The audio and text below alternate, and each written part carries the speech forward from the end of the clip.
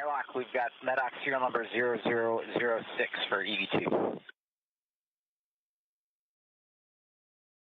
And we copy 0006 for Sophie, and that's a good number.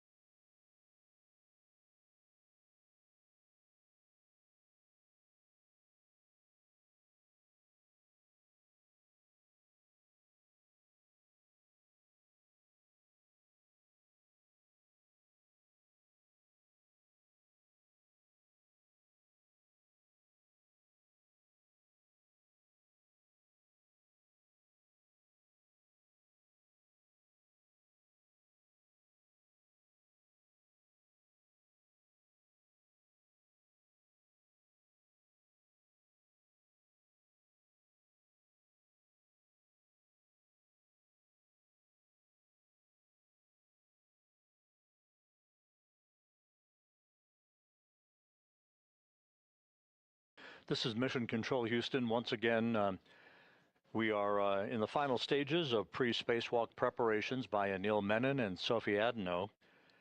They will be exiting the Quest airlock to begin the 282nd spacewalk in support of space station assembly maintenance and upgrades. We're running some minutes ahead of schedule. A little bit difficult to predict until we get to the point where they begin the depressurization of the Quest airlock. Houston airlock, I'm going to hold up one of the O-rings of MEDOC canister 0006. We see some black smudges on it. We're just curious if you want us to wipe that, if that's nominal, or you want us to wipe that with a lint-free wipe, or how to handle it. Stand by. We are in a KU transition, so about 20 more seconds and we'll be able to see it.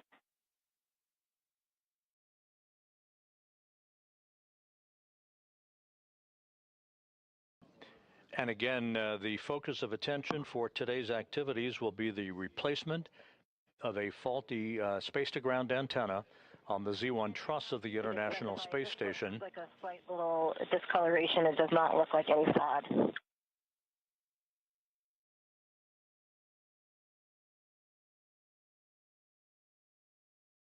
We copy. Stand by.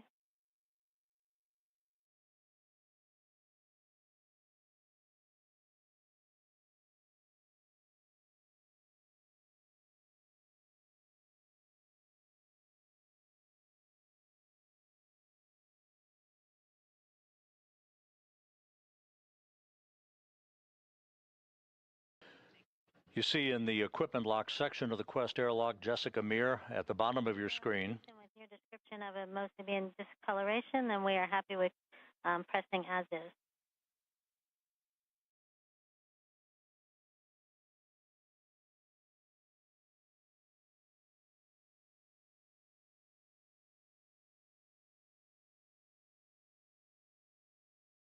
Copy.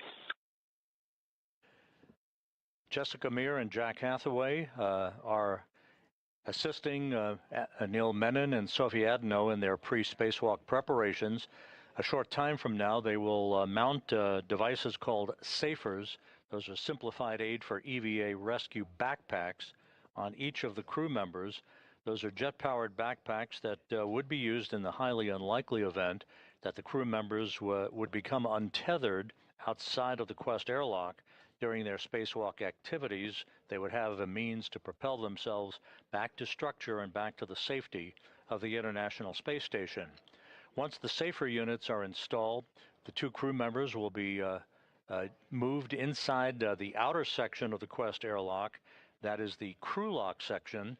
The hatch that you see right there at the hatchway, that hatch will be closed and sealed, and the two spacewalkers, Menon and Adenot, will then conduct final communications checks and final suit systems checks before they switch their suits onto internal battery power to mark the official start of today's spacewalk. We have about a 5.5-minute animation that will be showing momentarily that will detail all of the activities associated with today's excursion to replace a faulty space-to-ground antenna. Our day will start with EV1 in red stripes and EV2 in white. Crew will egress the International Space Station from the airlock and will both be carrying a tool bag. EV1 will translate to an external pallet forward of the airlock to retrieve a foot restraint that they will take as they translate starboard to set up and ingress the Space Station Robotic Manipulator System, or robotic arm, from the S1 truss. Once EV1 is ingressed, the robotic arm will back off from structure and then maneuver the crew up and over the main truss to the space-to-ground antenna, or ESCANT, worksite. Meanwhile, EV2 will translate aft and zenith around the airlock to the Z1 truss. Here, EV2 will set up the worksite to remove and temporarily stow the failed ESCANT antenna. Next, they will translate up the antenna boom to prepare the ESCANT for removal.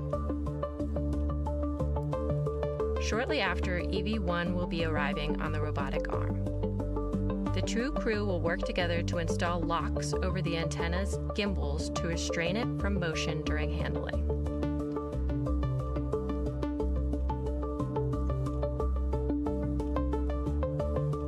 Next, EV1 will demate two electrical connectors. The crew will then work together to release 4 bolts holding the antenna to the boom. EV1 will remove the ESCANT from the boom back away from the worksite. EV2 will translate down the boom to the temp stow location. EV1 will hand the antenna to EV2, who will install it in a temporary stowage location. From here, the crew will maneuver starboard for the retrieval of the spare antenna. EV1 will fly to the worksite on the robotic arm and begin the release of 2 bolts.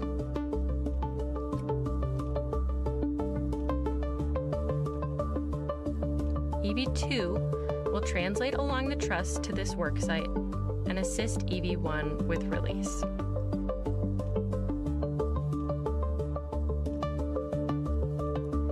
EV1 will retrieve the spare antenna from its housing, and the robotic arm will fly back to the install location on the Z1 truss.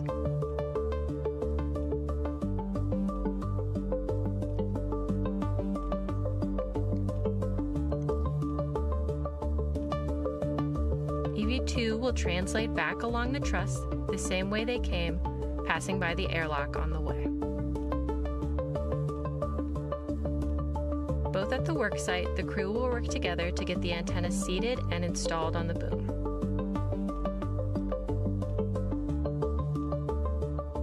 Next, the two crew will release and remove the 2 locks from the spare antenna's gimbals and install a thermal cover.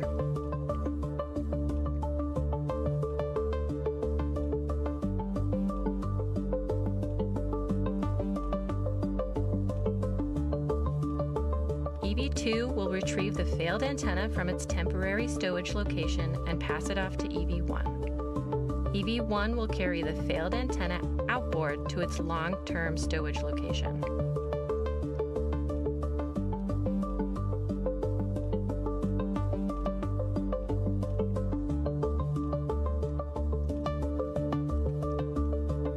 EV2 will work to clean up the Z1 worksite before heading back outboard. EV2 will drop off the tool bag at the airlock before continuing translation to the failed antenna install. Crew will work together to get the failed antenna stowed and 2 bolts installed.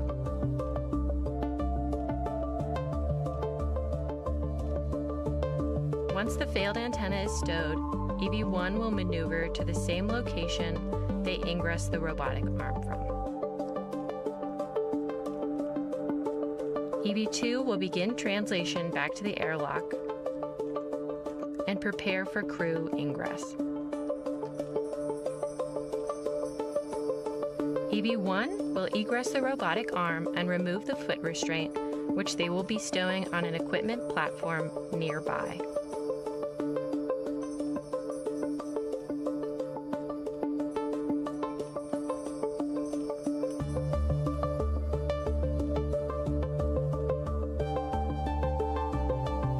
EV1 will then translate back to the airlock, where crew will ingress the International Space Station with their tool bags to finish out their planned 6-hour and 30-minute EVA.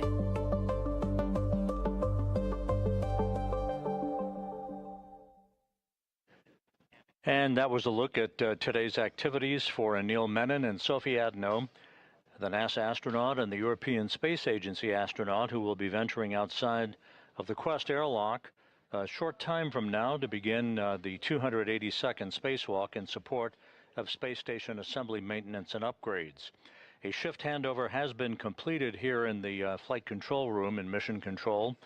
At the bottom of your screen, you have Flight Director Chris Dobbins, who is the flight director for today's spacewalk. To his left is Chloe Mering, the flight director who will preside over the next spacewalk on August 25th that will see crew members go outside the Quest airlock for the third time this month to conduct a variety of different tasks in reconfiguring systems and electronics on the outside of the station. But today's focus of attention is the replacement of this faulty space-to-ground antenna that was first delivered to the station on the STS-127 mission in 2009.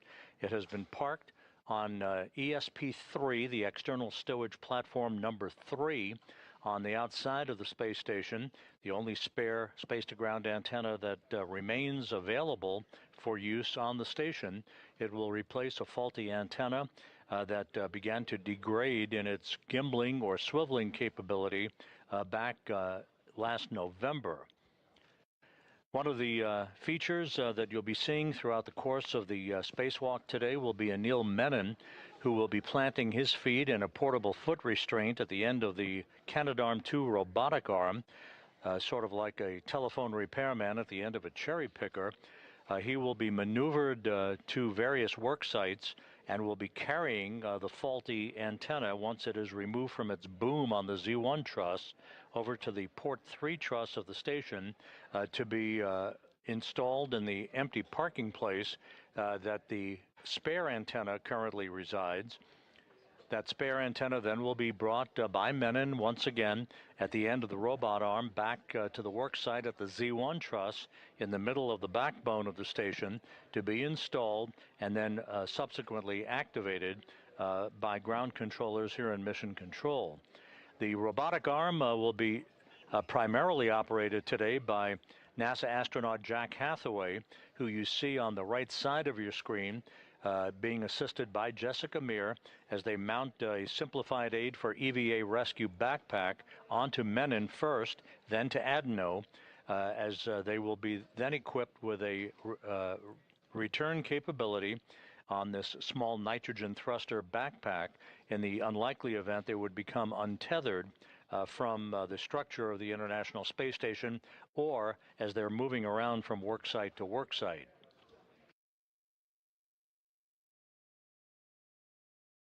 Earlier today, the crew was breathing pure oxygen to cleanse the nitrogen out of their bloodstreams, preventing any event of decompression sickness from occurring once they step out into the vacuum of space.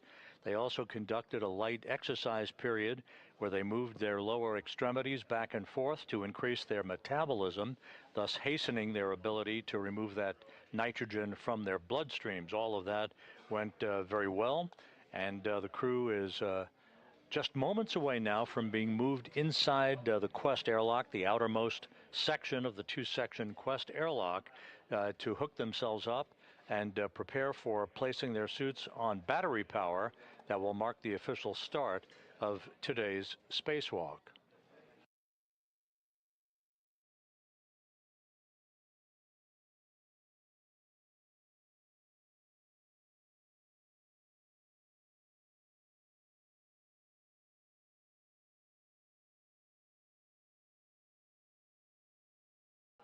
Here in Mission Control, you'll be hearing the voice for a while of Steven Zenter.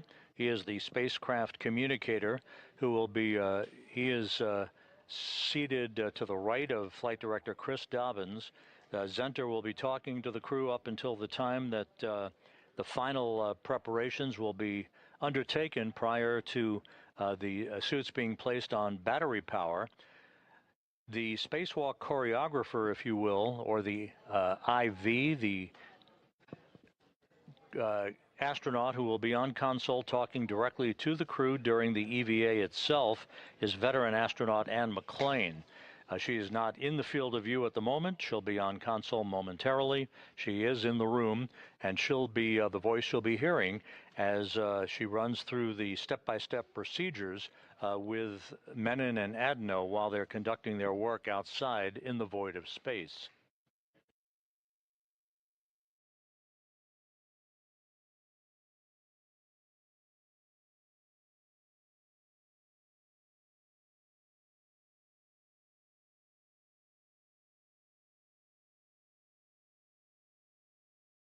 Once the crew lock section is depressurized, it will do so in a multi-step fashion, going first down to about 5 pounds per square inch of pressure in the crew lock from 14.7 pounds per square inch. There will be a pause to enable ground controllers to check out systems and for the crew members to conduct final checks of their suits, making sure that they're leak-free. The suits underwent a leak check earlier this morning, and both suits were found to be in good shape, no leaks, with all of the systems operating as they should.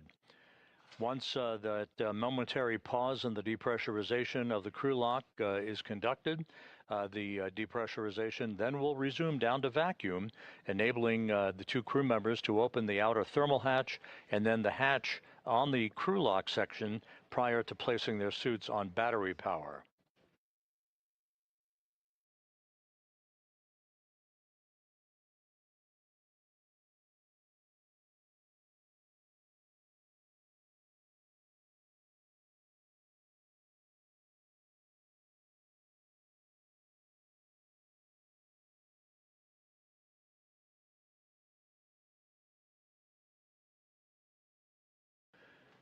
Here in Mission Control, the clock on the wall calling for a go for depressurization just under 10 minutes from now. We'll continue to track that time. Once the depressurization begins, which is implied to start at about 6:36 a.m. Central Time, it will be about 30 minutes or so before we actually begin the spacewalk that is marked officially by the suits being placed on battery power. That puts us about 25 or so minutes ahead of the timeline, but we'll continue to track the official start time for you as we get a bit closer.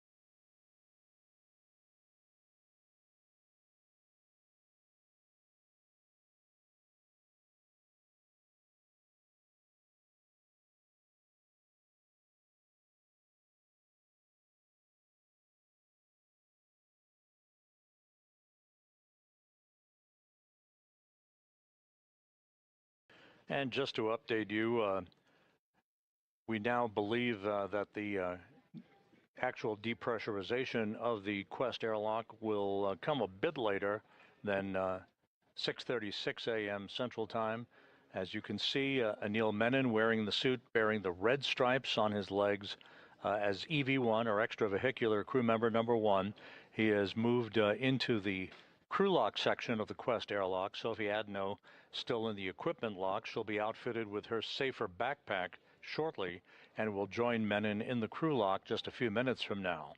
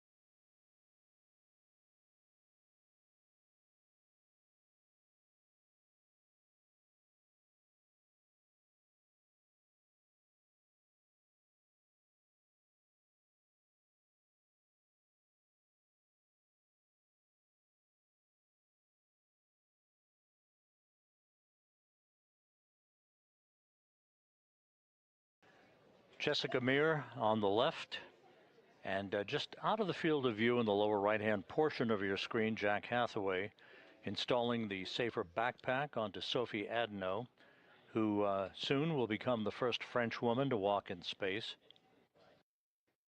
Adenot, representing the European Space Agency today, joining Anil Menon for what is planned to be about a 6.5-hour spacewalk, could go longer, as the two crew members for Expedition 75 join together in the replacement of a faulty space-to-ground antenna. There are two such antennas that reside side by side on the Z1 truss in the middle of the truss section of the International Space Station. ESCANT number 2, or space-to-ground antenna number 2, is the antenna that developed a gimbling or auto-tracking problem last November. These dishes, if you will, track the NASA Tracking and Data Relay Satellite System, lock on, and provide high data rate telemetry, video, and voice capability to ground controllers throughout the world. Since the problem with ESCANT number 2 cropped up last November, the ground control team switched over to the use of ESCANT number 1, and that has been functioning just fine. But in order to restore full redundancy to the system, we are replacing ESCANT number 2 with a spare that resides on external stowage platform number 3, one of 3 such spare parts platforms on the outside of the space station. ESP3 is located on the P3, or Port 3 truss of the International Outpost. Once the two crew members exit the Quest airlock, they will check their tools and tethers and make their way over to that work site to begin setting up for the removal of, first, at the Z1 truss, they'll set up for the removal of the faulty antenna that will be parked along a handrail, and then we'll move to the P3 truss to get the spare antenna, and maneuver it back to the Z1 truss for its installation on the boom and the hookup of cables and connections. You'll be hearing a lot today about bolts. The pistol grip tool, the space age power tool that is used to unbolt and bolt a variety of bolts and connectors on equipment outside of the International Space Station. You'll be hearing a lot about gimbal lock bolts, bolts to release the failed space-to-ground antenna from its boom, bolts to release the spare from ESP number 3, and to work the process in reverse with the installation of the new antenna and the parking of the faulty antenna on ESP3, where ultimately it may be returned to Earth for upgrades and repairs.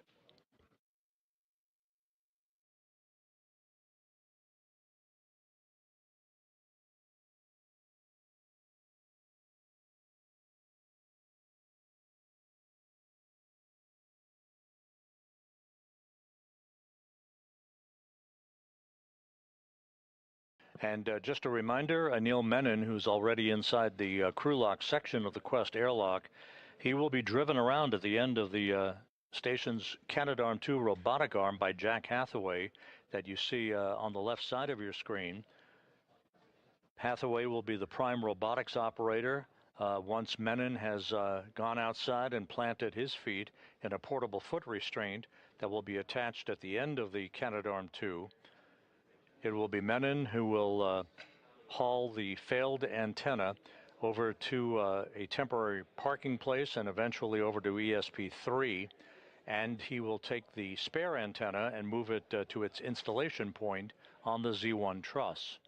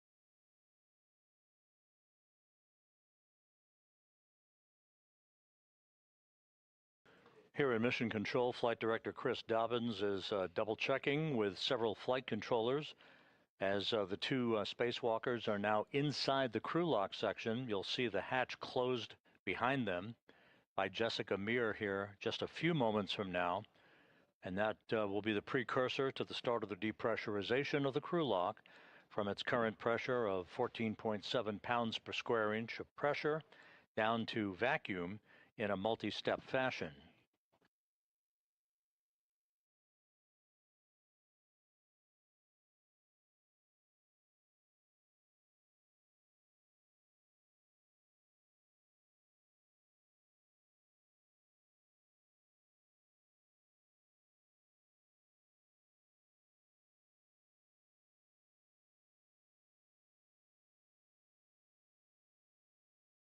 The flight control team are reporting back to Chris Dobbins that everything is in order. No issues being worked whatsoever, either with suits or systems. And so we're just standing by for the final few procedures to make sure that the two spacewalkers are comfortable inside the crew lock section and in the right orientation for when the hatch is closed behind them.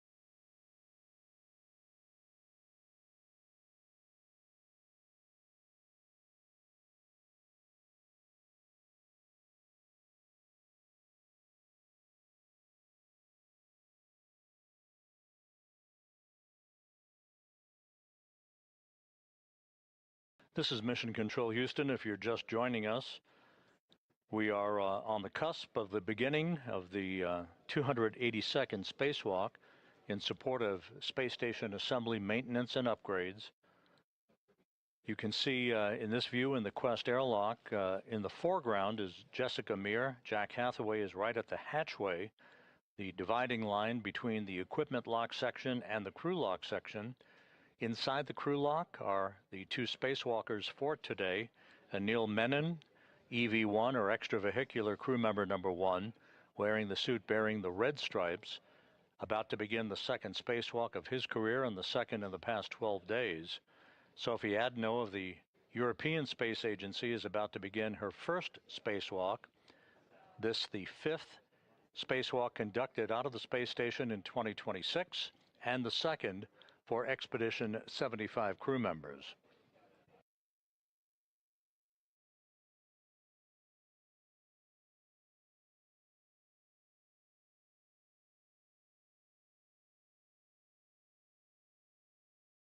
And for those of you who are just joining us, we mentioned this earlier, but it bears repeating. The spare space-to-ground antenna that is going to be installed to replace the faulty one today was delivered to the space station some 17 years ago in July of 2009 on the STS-127 mission and installed on a spare parts platform called ESP number 3, External Stowage Platform number 3, by Dave Wolf and Tom Marshburn. The antenna that is being replaced, the one that's faulty, was delivered on the STS-132 mission in May of 2010 and installed during an EVA by Garrett Reisman and Steve Bowen. So a pair of legacy hardware in play today as we work to restore full redundancy to the high data rate communications capability for the International Space Station.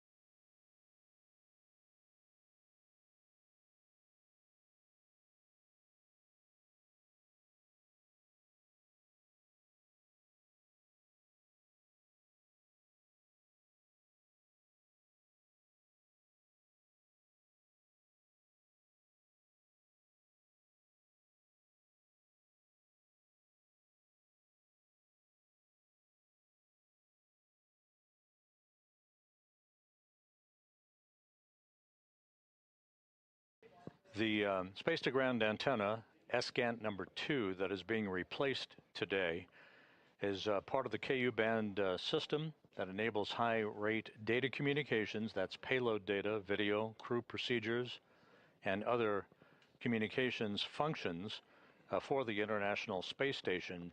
This antenna developed a failed gimbal assembly, meaning it can no longer point in the direction needed to track the tracking and data relay satellite constellation that orbits the Earth, needed for communications. The only spare space-to-ground antenna is stowed on ESP number 3. That's one of 3 such spare parts platforms on the outside of the station, in this case on the P3 truss of the station. The failed space-to-ground antenna is currently stuck, if you will, in a vertical birdbath position. This position deliberately oriented to facilitate its removal from the boom that it resides on the Z1 truss. Now you see Jessica Meir closing the hatch behind the two spacewalkers and isolating Meir and Hathaway from Menon and Adenot.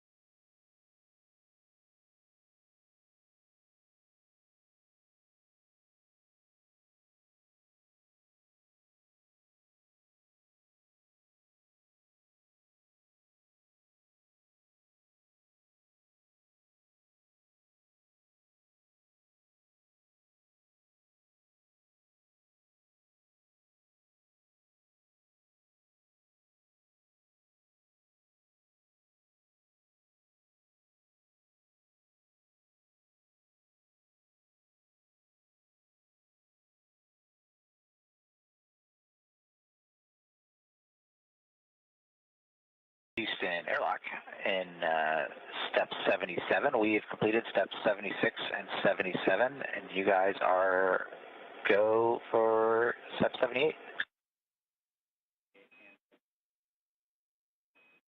We copy, Jack. Step 78 and 79 are in work.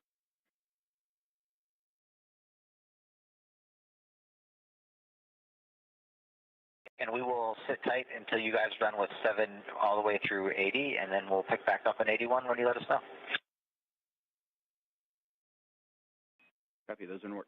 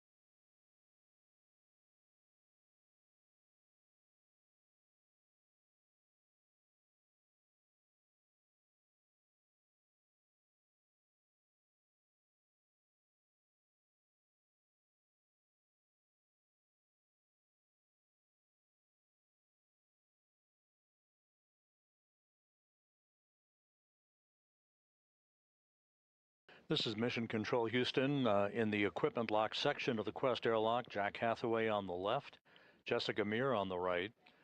They have moved the two spacewalkers for today, Anil Menon and Sophie Adenot, into the crew lock section that's behind the hatchway that you see there.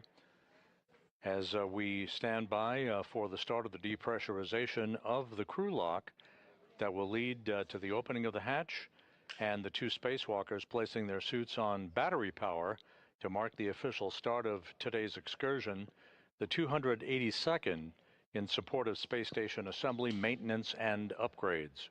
Airlock Houston, Space to Ground 1 for EV crew. You are now hot mic on Space to Ground 1. And Jack, you are go to proceed, picking up with step 81. Copy. Copy.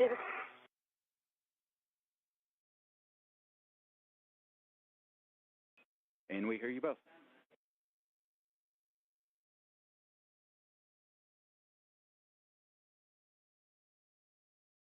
Airlock, we copy that we are proceeding in step 81.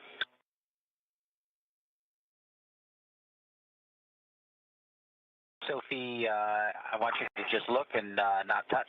Can you check on the UIA that the depressed pump power switch is indeed in the off position? Depressed pump power off OFF. That the depressed pump enable LED is on ON. Say again. Verify the depressed pump enable LED is illuminated, is on ON. Enable LED is on ON. And Houston Airlock, we're waiting for your go to do the crew lock depress Q card in step 84. Stand by for about 30 seconds.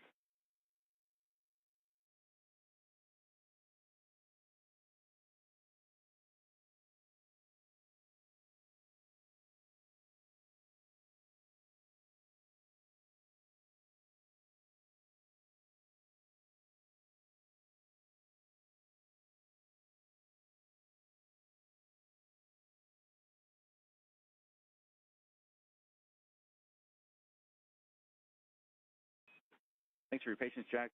With that, we are go to step into the crew lock, depress, repress crew card. We're go in step 84 to start the Q card.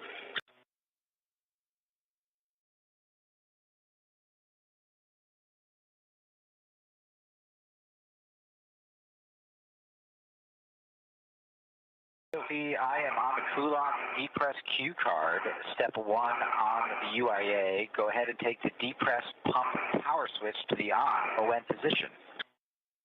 Depress pump power on ON. All right, we're going to wait for 10 seconds, and then I'll give you your next step. Copy.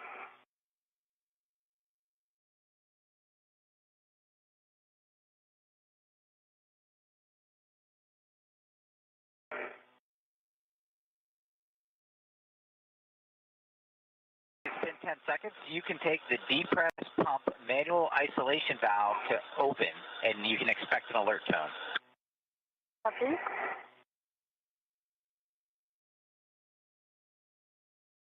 ISO valve open. Copy, it's open. You guys can monitor your suit P gauge and make sure it stays below 5.5. If it gets up there, then let us know. Copy. One copy. And with everything going very smoothly, the depressurization of the crew lock now underway. This will be done in a two-step fashion, first down to 5 pounds per square inch of pressure, and then finally down to vacuum. That will enable the two crew members to open the outer thermal cover and the hatch to the crew lock before placing their suits on battery power. So if I turned on my lights just for... Yeah, I'm doing the same. This is my box. Thanks.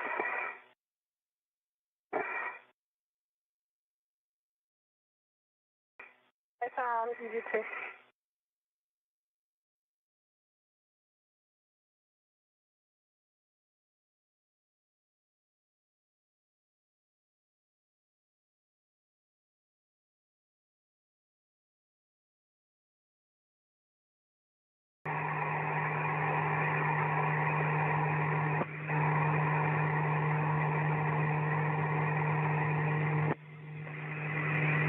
With the start of the depressurization of the crew lock underway, we are estimating a start time almost right on the pre-published time of about 7:35 a.m. Central Time, 8:35 a.m. Eastern Time. We'll continue to track that start time for you as we get a bit closer.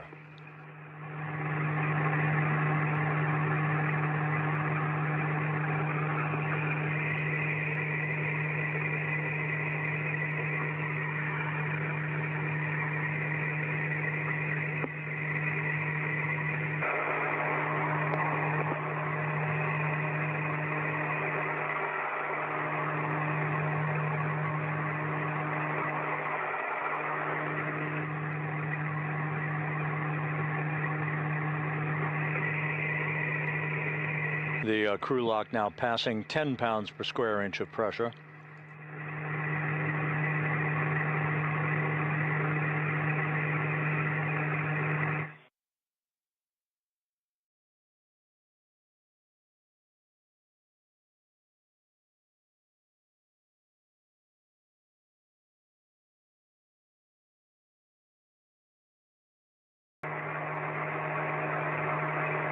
What's happening? 10 PSI on our way down to 5. 1 copy. 2 copies.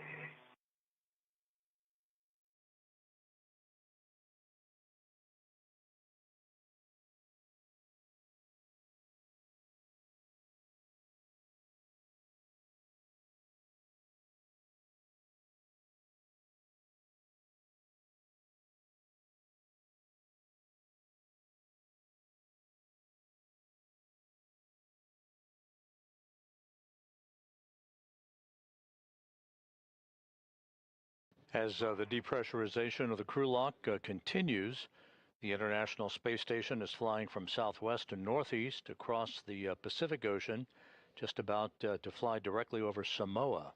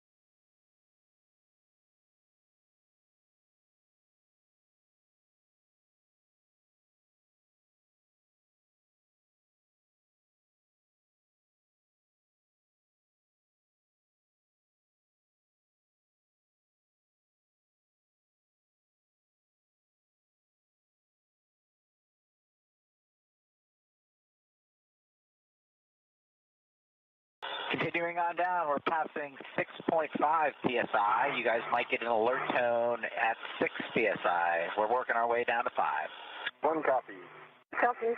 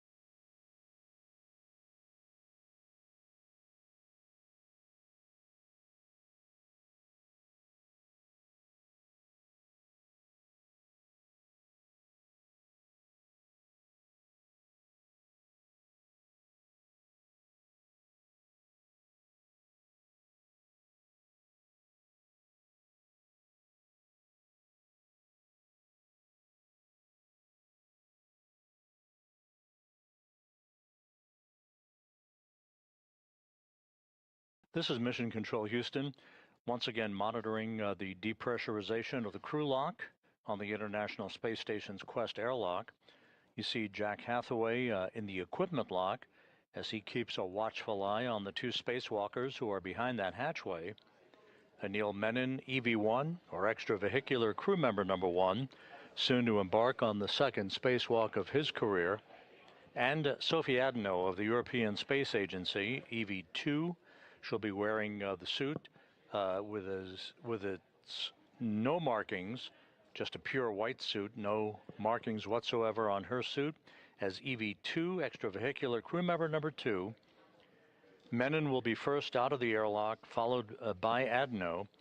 They will set up their tools and tethers, turn on their helmet cameras, and then begin to make their way over to start the process of removing the failed space-to-ground antenna that is sitting on a boom on the Z1 truss of the International Space Station. Two space-to-ground antennas reside on the station who live side by side to each other. The failed antenna will be replaced by a spare that is housed currently on external stowage platform number 3, ESP number 3, that is on the P3 truss or port 3 truss of the International Space Station. You'll reach out and put your hand on the depressed pump manual isolation valve and take it to close. You should get an alert tone. Depressed pump man isolator valve is closed. All right, glad to hear that. Now we're going to get into a leak check. So both EV1 and EV2, if you'll take your display switch to status until you see a leak check question mark, and then a long yes to execute, follow the displayed instructions, and let us know when you're done. Copy. One copy.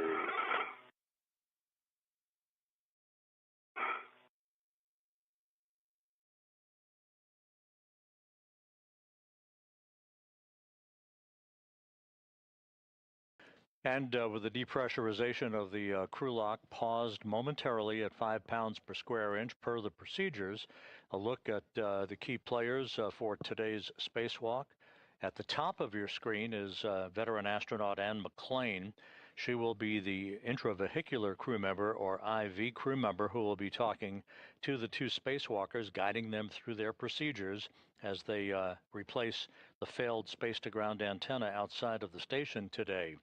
Seated to her left is spacecraft communicator Steven Zenter. He'll be talking directly to the other crew members inside the space station. Flight Director Chris Dobbins is in the light-colored shirt on console. He is presiding over today's spacewalk, joined to his left by Flight Director Chloe Mering, who will be the flight director on August 25th, in charge of what is known as the triple jump spacewalk, which will see a variety of tasks to reconfigure systems on the outside of the station. Action alert. Copy, good leak check for 2. And let me know when you're both in O2 actuator EVA.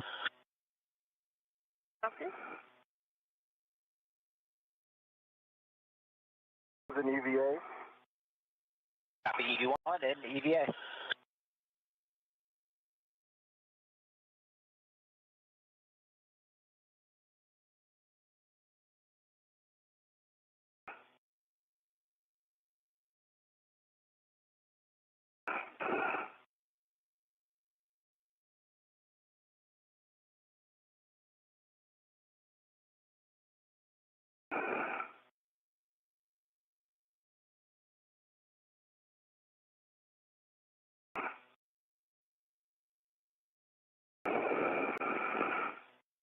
EV2, EVA. Copy. EV2 is O2 actuator and EVA. Next step, we're going to continue the depress. EV2, take the depress pump manual isolation valve to open. You can expect an alert tone. First pump man ISO valve open. Copy. The man isolation valve is open. I'm taking the emergency MPEP out here to the open position as well. And if both EV1 and EV2, monitor your suit P gauge. Make sure it stays below 5.5. And if it gets up there, let us know. 1 copy. 2 copies.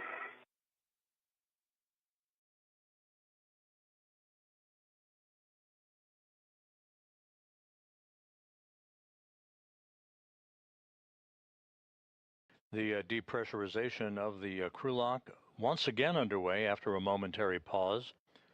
This will take the crew lock down to vacuum, enabling the outer hatch then to be open, and for the 2 crew members to place their suits on battery power. That will mark the official start of today's spacewalk.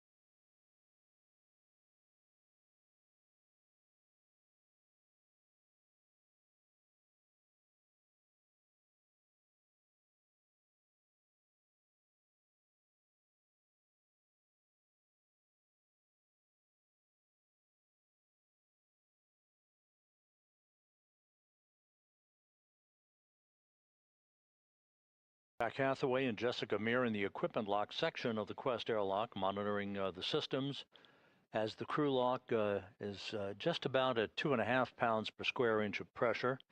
Once again, moving steadily towards vacuum.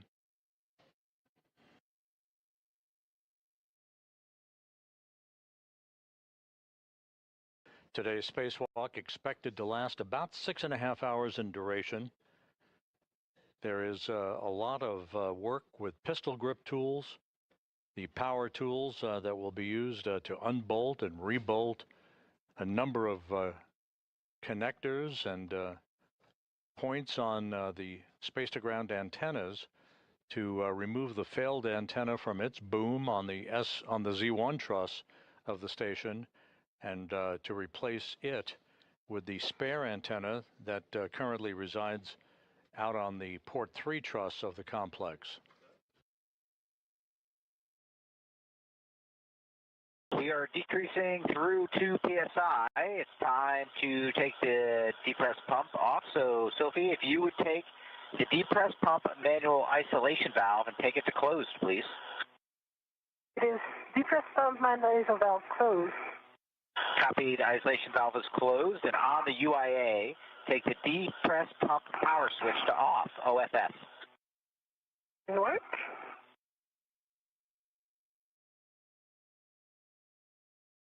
Press power off OFF.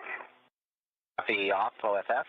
You guys are awesome. You're going to crush it out there, and we will be here wait for you in a couple hours to bring you back inside. And with that, Houston, and you got them. Jack and Jessica, nice job getting the crew ready. Anil and Sophie, it's game day. We are on step 11, and we're ready for your initial tether config. To hear your voice and ready to do some work. Thanks, Jack and Jessica, and here goes the tether config. I'll start with mine, but on the left side I have a D-ring extender that's connected to a waist tether. The small hook is closed lock, black on black, and the large hook is connected to that D-ring extender, so it forms a loop, and that large hook is unlocked. On my right side, I've also got a D-ring extender. The small hook is closed lock, black on black, and the large hook is on my MWF unlocked. And then on the right side, the red hook goes direct. My D-ring, closed lock, black on black, and that goes to the red reel unlocked. And on the red reel is the green hook, closed lock, black on black, and the yellow hook goes to the green reel. It is closed lock, black on black, green reel is unlocked, and the anchor hook is on my MWF. I've also got Sophie's anchor hook on my red reel, closed lock, black on black, and I'm going to hand it over to Sophie to start her tethers and connect them up where I left off. Copy, Anil. Thank you very much. So I'll start with my left.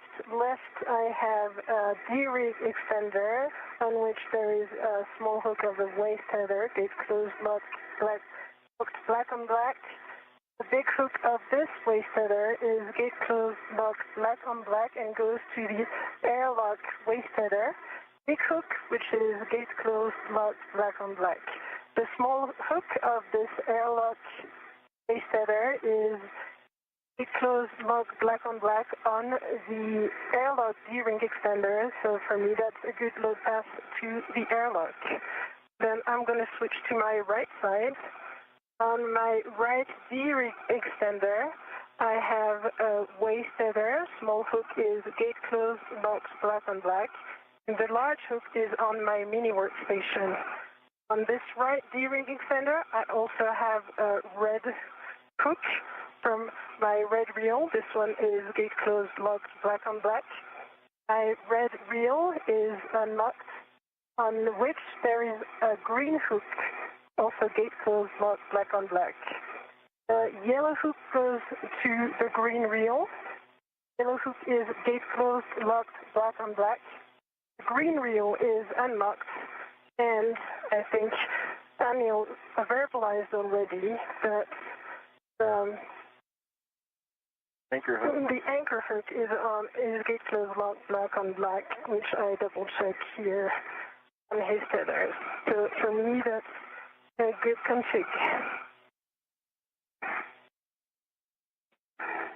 Okay, Houston is tracking a good initial tether configuration. So when the crew lock DPDT is at 0, you will expect an alert tone.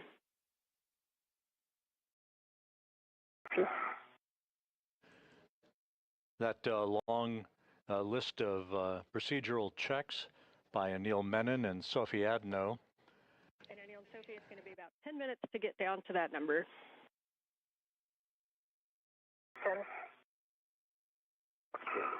You're hearing the voice here in Mission Control of veteran astronaut Anne McClain, who has taken over spacecraft communications duties. She is standing there in the lavender jacket. She will be talking directly to the two spacewalkers, guiding them through their step-by-step procedures as they replace a failed space-to-ground antenna on the Z1 truss of the International Space Station. The spacewalk officer for today's spacewalk, Sandy Fletcher, here in Mission Control, happy with the tether configurations that were reported by Menon and then Adenot just a moment or two ago as the precursor to the crew lock going down to full vacuum. That will occur momentarily, setting the stage for the opening of the outer hatch and the suits being placed on battery power to mark the official start of this 282nd spacewalk in support of space station assembly, maintenance, and upgrades.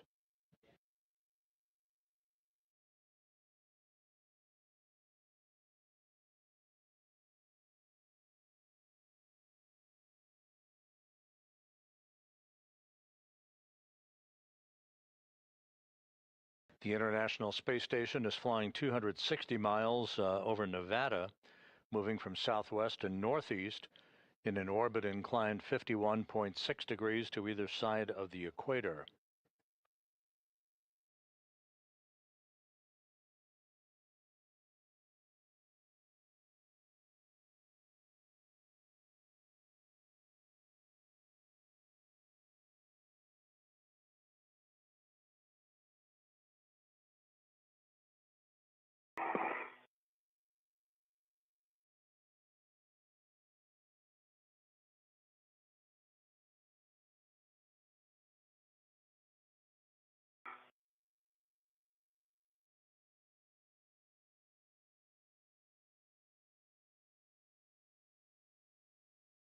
The space-to-ground antennas that are the subject of today's spacewalk activities, there are two of them that auto-track, if you will, basically move or swivel to point themselves in the direction of the tracking and data relay satellite system, part of the Ku-band system that enables high data rate communications for payloads, video, crew procedures, and other systems on the International Space Station.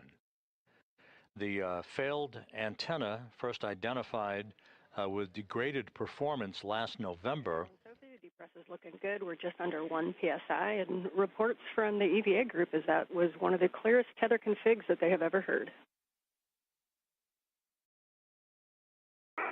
Off to a good start, Ann. Thank you. Thank you. And McLean reporting a good report card for the two spacewalkers on their tether configurations before they venture outside of the crew lock into the void of space. The failed space-to-ground antenna, which first exhibited degradation in its performance back in November, has a failed gimbal assembly, meaning it can no longer point in the direction of the TDRS constellation that's needed for proper communications. So the spare space-to-ground antenna, which is on external stowage platform number 3, out on the port 3 truss of the station, will be brought into play today, first delivered to the station on the STS-127 mission back in 2009.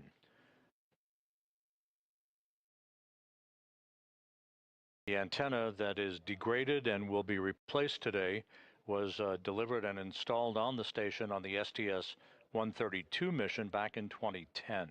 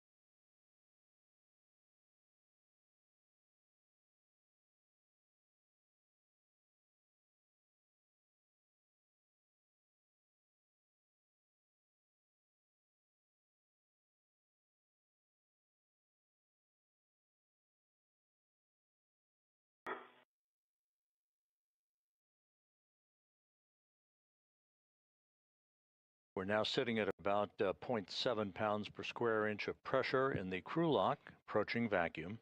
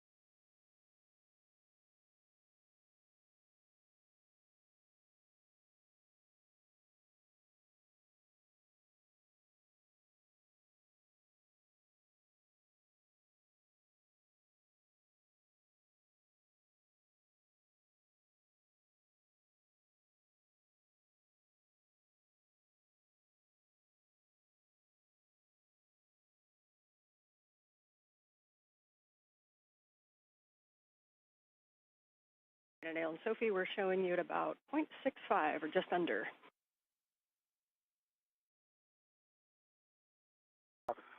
Good copy.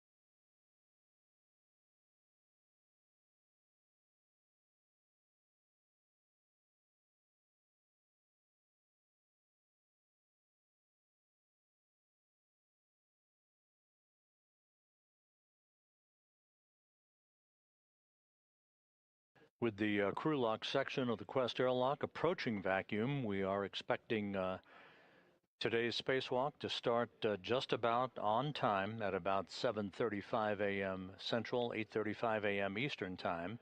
And again, we'll keep you posted.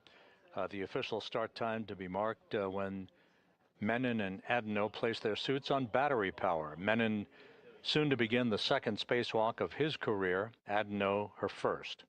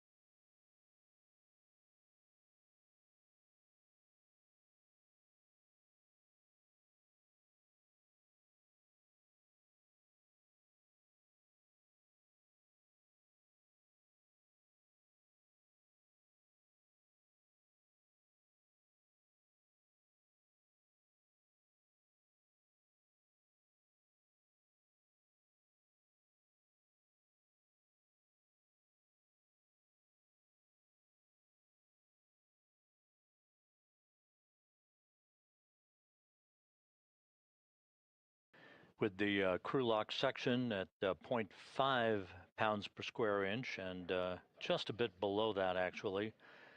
The spacewalk officer here in Mission Control, Sandy Fletcher, is good to proceed with the next series of steps, final communications and leak checks prior to the time the crew places their suits on battery power to mark the official start of today's excursion.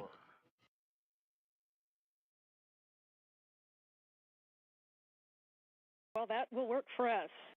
You are go to open the hatch and stow it and ensure the emergency MPEV is closed. Go, EV1.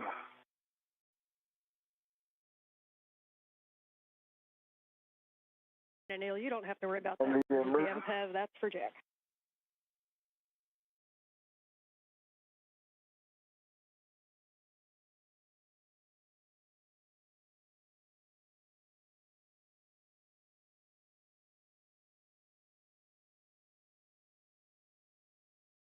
The hatch to the crew lock is now open.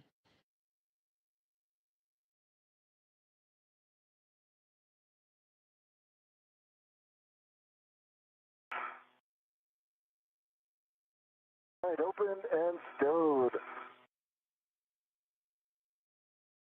Standing by for the crew to put their suits on battery power. I put down my visor. Copy, visor down, EV2.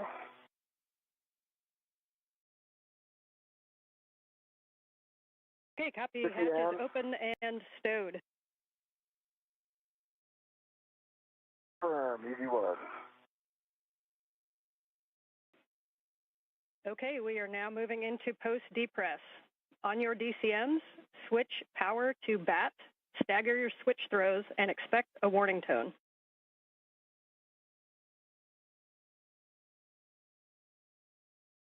Confirm. That. EV2 going now. That.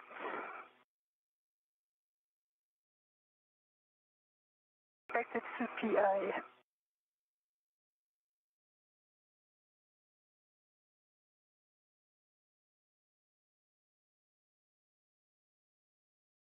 For EV2, Sophie, did you say that power is BAT? Power is BAT. I have CPI. Expected. Copy EV1 and 2, powers to BAT and suit P high message. And that is expected, you're right. At this time, you can switch your display to Pro and verify a functional display. EV1 sees functional display. EV2 functional display. Copy, step 3. On the UIA, EV2, Sophie, switch power EV1 and 2 to off, OFF. And check that the LEDs all 4 go off. In work. EV1 power off, OFF. And 2 LEDs off. EV2 power OFF and 2 LED off. Step 4, for both crew, you can remove your SCU from your DCM. You'll install your DCM cover and stow the SCU in the pouch with your pouch Velcro closed. This is Mission Control Houston with Menon and Adenot having placed their suits on battery power. The official start time for today's spacewalk, 7:29 a.m. Central Time, 8:29 a.m. Eastern Time. The 282nd spacewalk in support of space station assembly, maintenance, and upgrades now officially underway. Start time, 7:29 a.m. Central, 8:29 a.m. Eastern Time.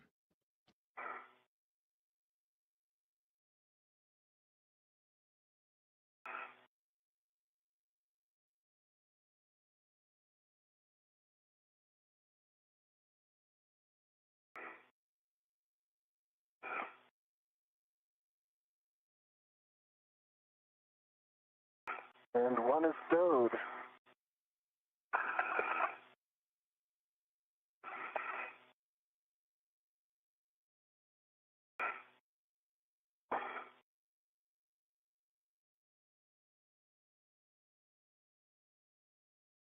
Anil Menon will be first out of the airlock, followed shortly thereafter by Sophie Adenot.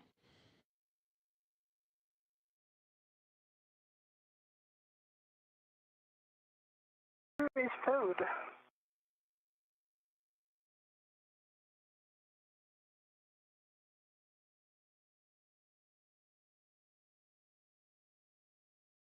For EV2, Sophie, we understand SCU is disconnected and in the pouch. He's disconnected and in the pouch. Copy, thanks. And we'll wait on EV1 to proceed. One is disconnected and in the pouch. Copy, and can you both verify that your DCM cover is installed? DCM cover installed. DCM cover is installed.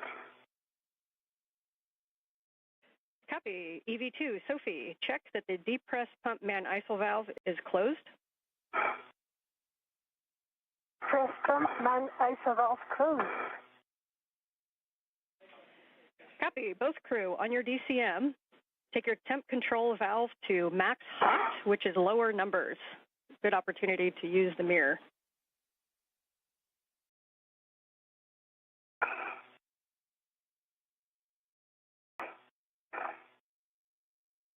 One is max hot.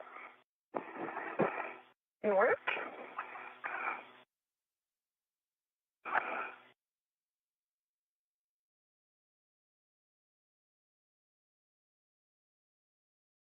Max hot. Copy. Both crew and max hot. You can switch water on ON. Water on. Water on. On. Copy. Both crew, water on. Check your DCM is blank and your bite is off.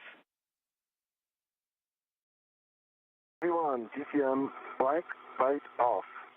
V2, DCM blank, bite off. Copy. This time you can set your temperature control valve as desired.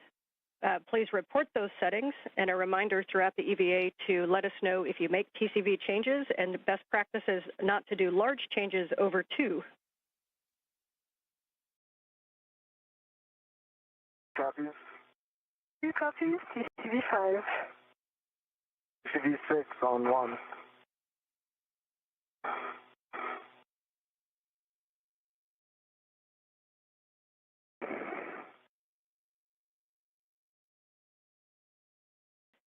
Copy 6 for EV1.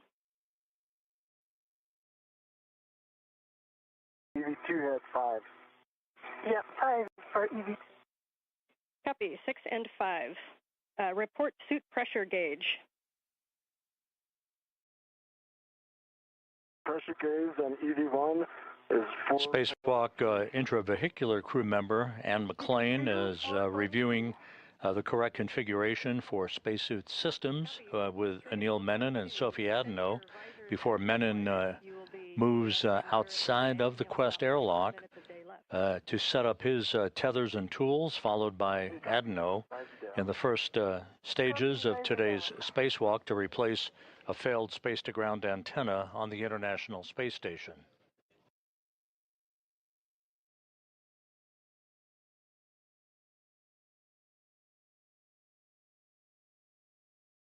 And standby 1, will we check suit data?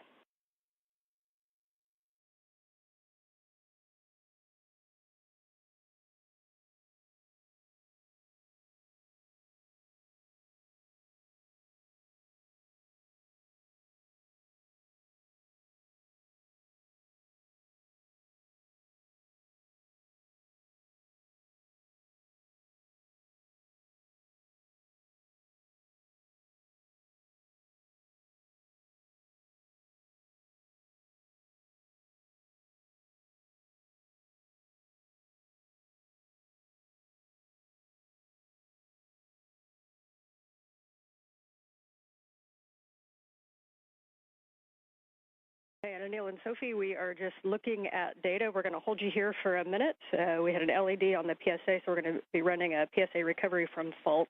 So we'll just stand by where you're at for a couple minutes. Stand by. Standing by.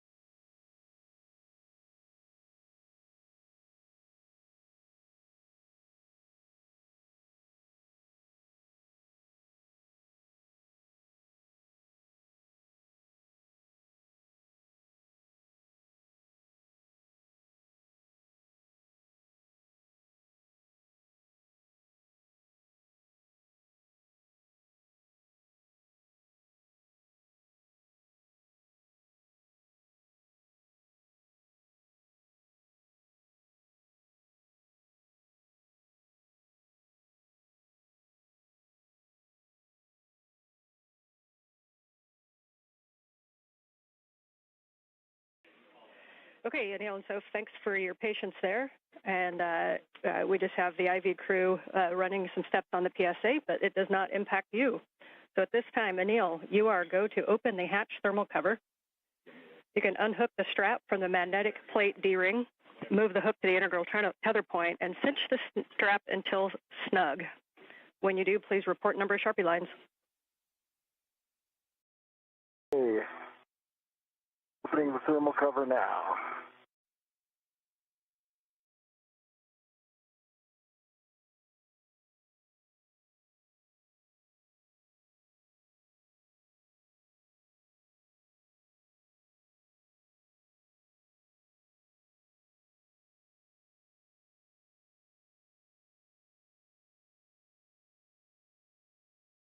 One Scott, thermal cover, open, 6 Sharpie lines. Copy. It is open, and you got 6 Sharpie lines. You are go to egress the airlock, and your first step is to attach your anchor hook, EV1 anchor hook, to the forward airlock D-ring. Is egressing now, and looking for forward.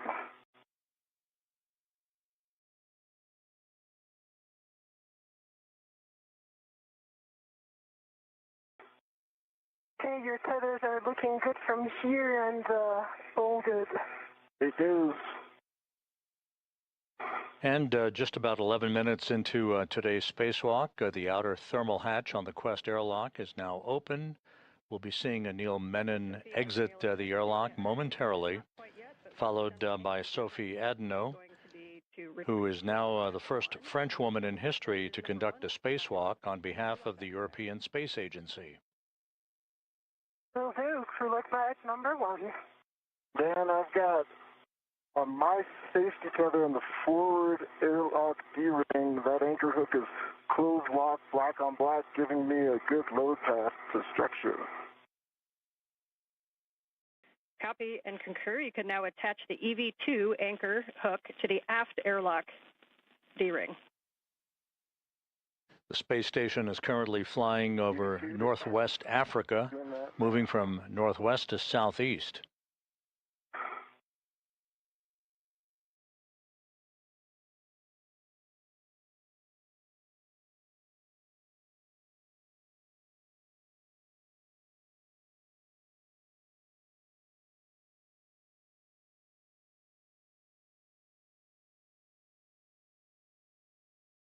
EV2 is on the aft D-ring, closed lock, black on black, giving Sophie a good load path to structure. Sophie goes to unlock her waist tether, and I will get in position for that crew lock bag 1.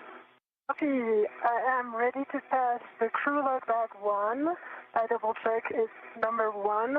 I will wait a minute before, I'll pass the bag first before I can exit before I release my airlock, since I have to, Sounds great, Sophie. I'm going to get my BOT ready. I'll tell you when I'm in a good position. Copy all. And we concur with all your words. Great teamwork. And Neil, eventually you'll go on the forward side. And then, Sophie, as you release the crew lock bag to him, please just let us know if you are leaving the large small in the airlock or if you're taking the large small with the crew lock bag. The plan is to leave the large small in the airlock, and the small red that is currently attached, once Anil will be ready to the bag, then I will put it back on the UIA tether point. Hey, Sophie, I'm reaching for the bag. I see you. I see you have control of the bag. I do. Let me get my ret on it. Mm-hmm. That is Anil Menon, who's just outside of the Quest airlock, receiving the crew lock bag with tools and other equipment needed for today's replacement of the space-to-ground antenna on the Z1 truss of the station. Put this on my BRT, and then I will clear some space, or I'll get ready for that RU bag. Copy. I confirm the small red is on the airlock UIA tether point. Great to hear. I'm getting ready for the bag, but take your time for the medium RU bag. Right, give me a second to get this VRT squared away. Sure, take your time.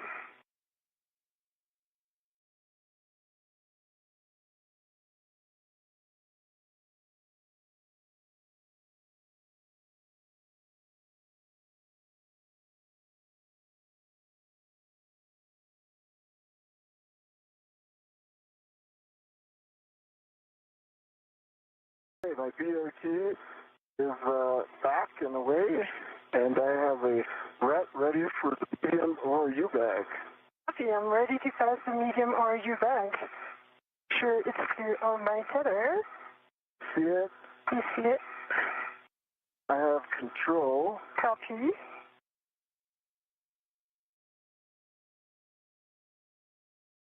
I have a ret on the handle. Copy. And, let's see. Let's see if the airlock ret, I'm going to shake it. It's right here, right? Yes, I confirm. Okay. It's coming off. I'll tell you when it's released. I am ready. Okay, it's coming back to you. Copy. I have the ret. You have the ret. Okay, I'm clearing some space.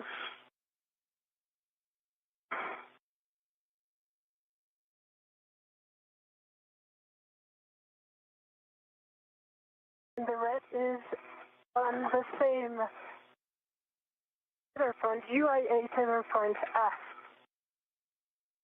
Okay. Copy and good config.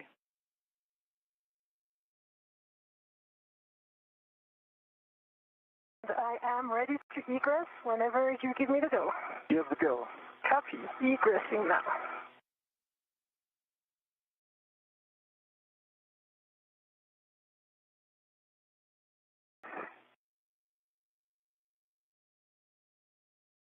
See you coming out.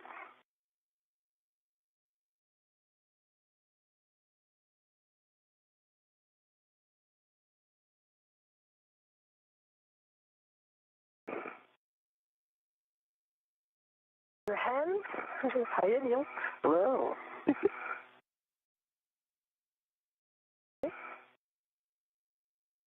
I am going to the aft side.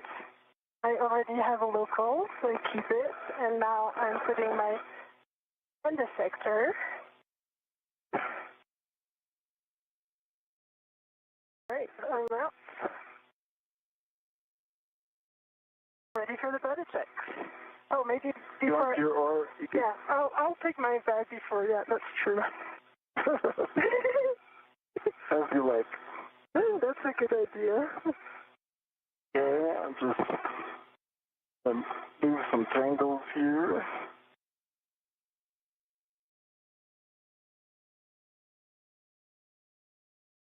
Okay.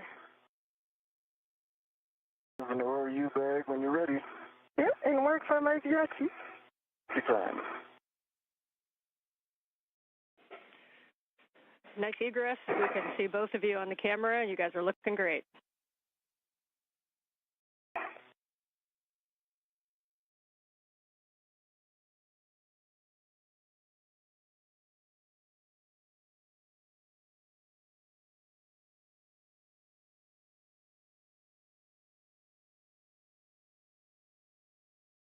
And as you guys get situated with the bags on your BRTs, just a reminder that to tighten your BRT knobs and really take a look at where your ORU bags and crew lock bags are. The divers are not as much of a help in space, so you want to keep those nicely tucked to your body, and you may need to use those joints on the BRT. Ann McLean, the spacecraft communicator here in Mission Control, jokingly indicating the word divers, a reference to those engineers who assist astronauts in their training in the neutral buoyancy laboratory here at the Johnson Space Center in spacewalk practices. Anil Menon outside of the airlock, as is Sophie Adenot, Menon wearing the suit bearing the red stripes, Adenot with the unmarked suit, as they make sure that they have all of the orbital replacement unit bags with their tools and tethers and all of the other equipment that they'll be using during today's spacewalk to replace a failed space-to-ground antenna on the truss of the International Space Station. See your red on it. Okay, let me double check. My red is on it. Yeah. I'm just going to put the large hook where I expect it to be. Like here. Here it goes. I'll let you release my red. Yeah, I'm ready to release your red.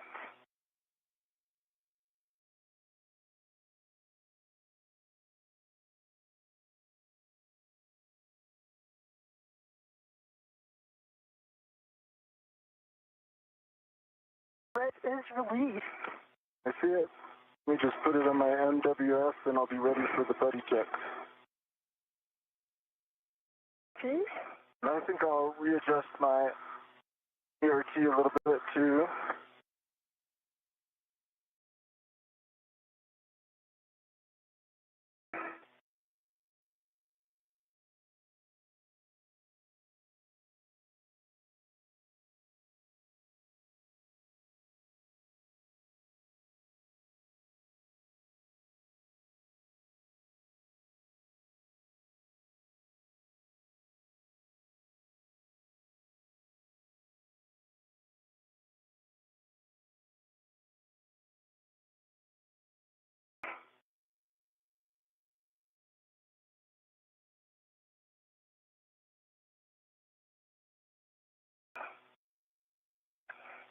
I just want to make sure my tethers are on the right side of the ERT and it's in work.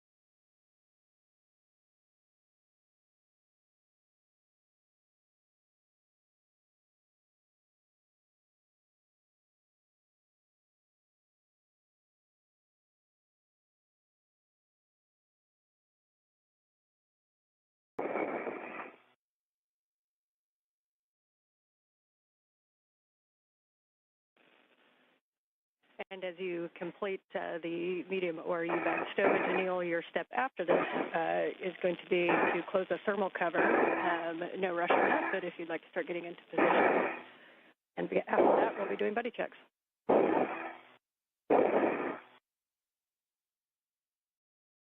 In order for him to close the thermal cover, I will need to change my status position. Standby 1, I've got it. I'll just hold the thermal cover here. Yep.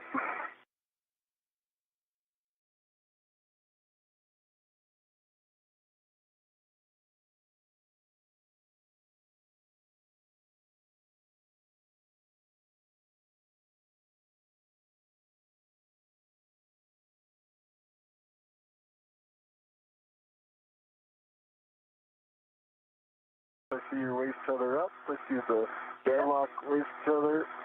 Yep, you are go for that. My BRT is rigidized in position. Okay, thermal cover closed. The thermal cover closed. Your next step will be buddy checks if you'd like to get into the position where you can see one another. And I'll just remind you of the list as you get into position. We're going to be turning on our HECAs. Then we'll be checking for green LEDs, MWS and BRT tabs, safer handlers, and tethers and tools. All right. I'll start off, Sophie, okay? Yeah. I see one green light. I see your 4 lights, headlamps are on, just confirming that for you. I see your 2 safer handles are down, and I see your 3 tabs are up.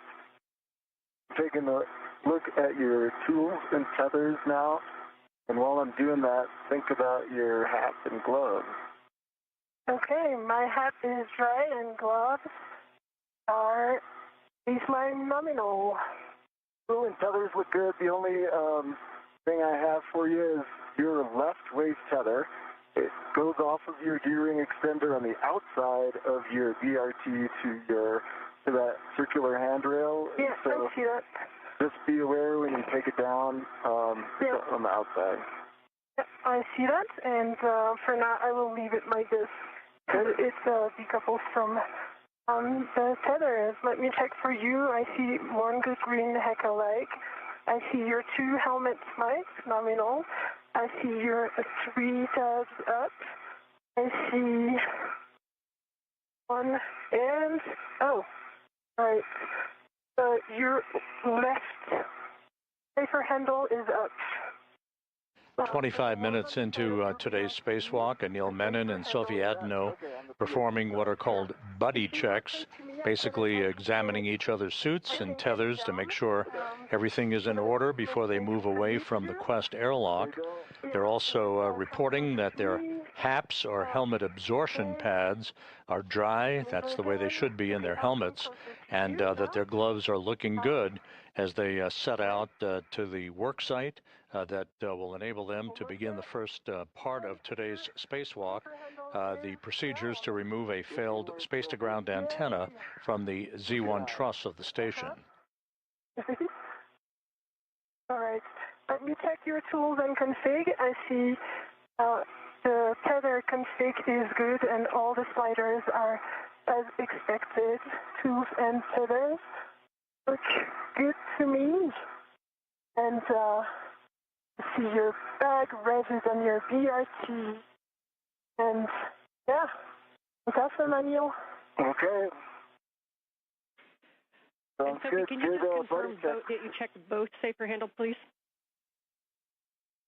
Both safer handles are down. The one that was up was ISO valve on the left side.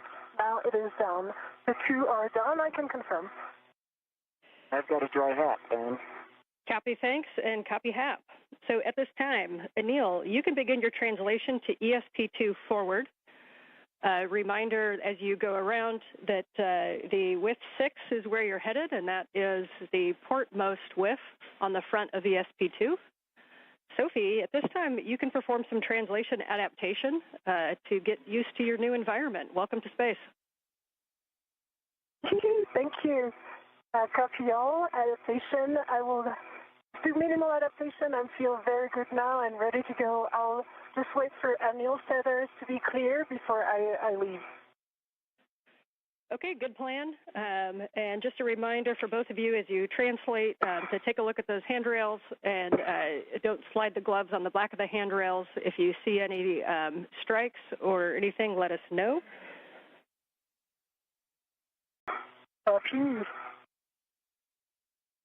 Those instructions from Ann McLean indicating that Menon will make his way to external stowage platform number 2, which is alongside the Quest airlock, to retrieve the articulating portable foot restraint that he will install at the end of the Canadarm2 robotic arm. He'll be maneuvered by Jack Hathaway, who will be operating from a robotics workstation inside the International Space Station. And Anil is clear, and you're happy with the tethers. While Menon plants his booted feet in that foot restraint, moving around at the end of the arm to maneuver to the various work sites with the failed space-to-ground antenna and then the replacement antenna. So I'll give it a go now, going slow in order to be sure that I'm clear of Anil's tether. Copy, good plan. And if you need to put any fair leads in, just let us know. Anil, as you come around to the front side of the ESP2, reminder not to come in contact with the AGB grapple fixture. That is on the nadir side of the front of ESP2. It's the center ORU facing forward. I've got eyes on that grapple fixture. All right, eyes only.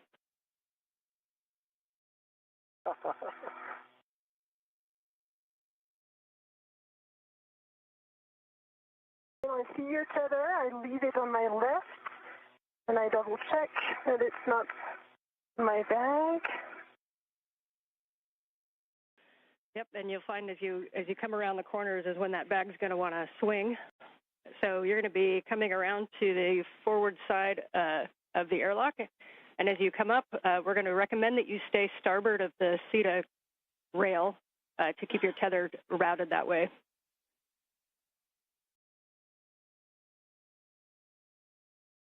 Again? Yep, as you come up to the top of the airlock, we're going to keep you on the starboard side of the CETA rail just as you're going right now, just to keep your tether routed on that side. Yes. So you're going to come up the airlock toolbox, and if you see a handrail 0551, you are in the right place. You're going to turn right, hit the wagon wheel, and go zenith. Copy. Up of the toolbox.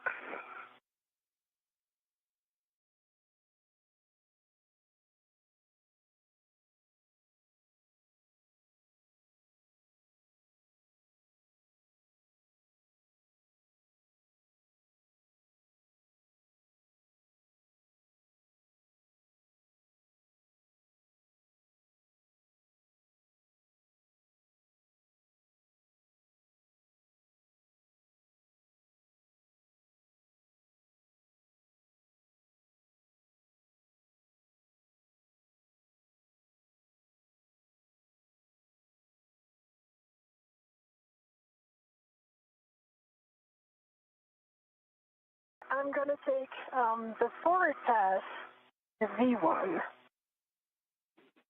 Okay, we understand you're going to go on the forward path. So reminder, it's probably easiest to translate on the high-pressure gas tanks. They've got those handrails that will put you right at the base of the forward path to Z1.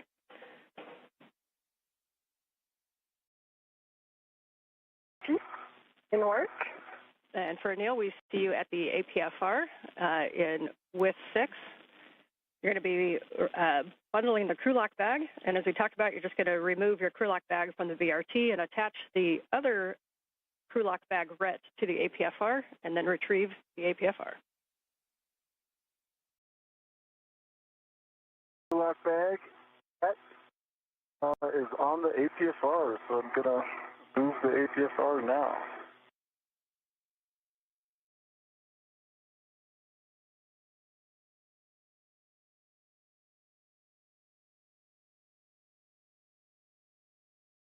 And Sophie, as you get up there, I'm sure you're going to get a nice view of the SAS antenna. You're also going to see some heat pipe radiators. Those are going to be the big squares. They're shiny, and those are a no-touch. Yep. Copy.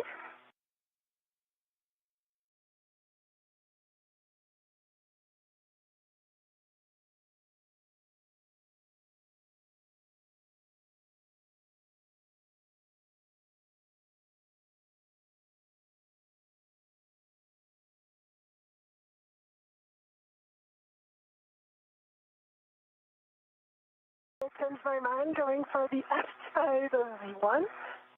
Yeah, it was a change of plane, slightly challenging. So I'm now on the outside, and everything goes nominal. Okay, we are happy with that. So we see you coming to the starboard side, or port side rather, of those high-pressure gas tanks, and you'll be reaching across to Z1. You should see handrails pointing zenith that look like 6001, 6002, 6003 to take you right up to Z1.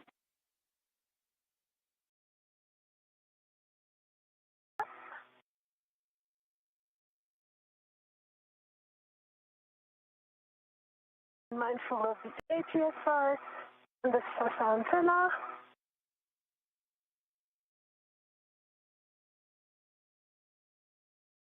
Bill's got the ATSR, and he's headed back to S1. Okay, we concur. Reminders, you come back around toward those airlock toolboxes just to keep an eye on tethers. Sophie's going to be tracking up from the airlock to the starboard side of the cedar rail. Sophie, we see you arriving up at the Z1 work site. Welcome. Your first step is going to be to temp stow the ORU bag on the S-cant boom handrail. Reminder to be slow translating on that Z1 boom and avoid sudden stops or cyclic loading.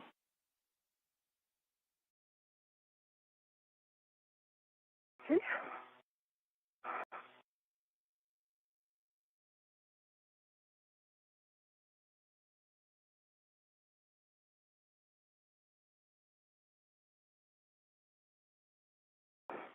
Sophie Adenot is making her way to the Z1 truss.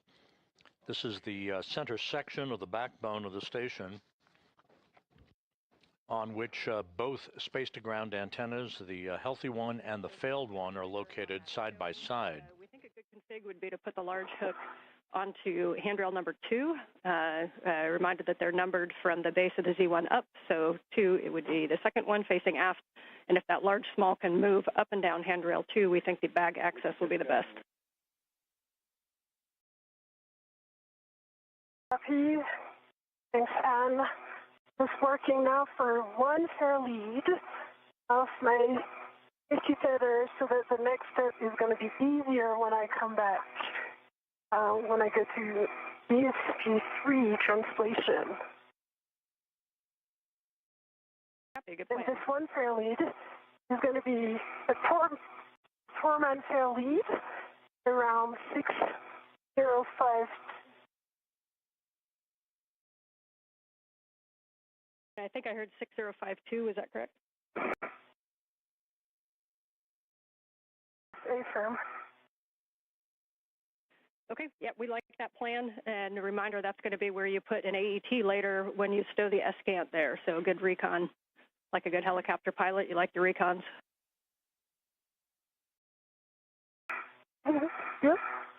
All right.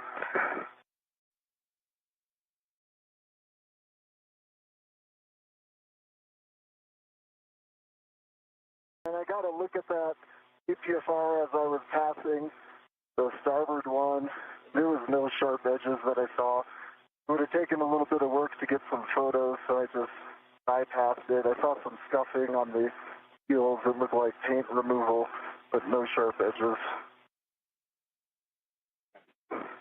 Okay, we copy and we appreciate that report.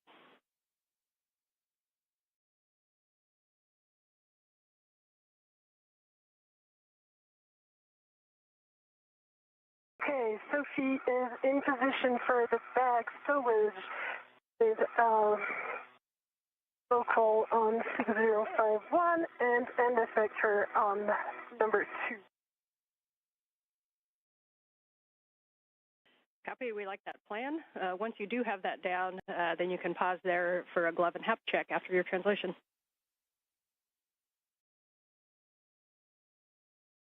Okay, and I will also change my TCV setting.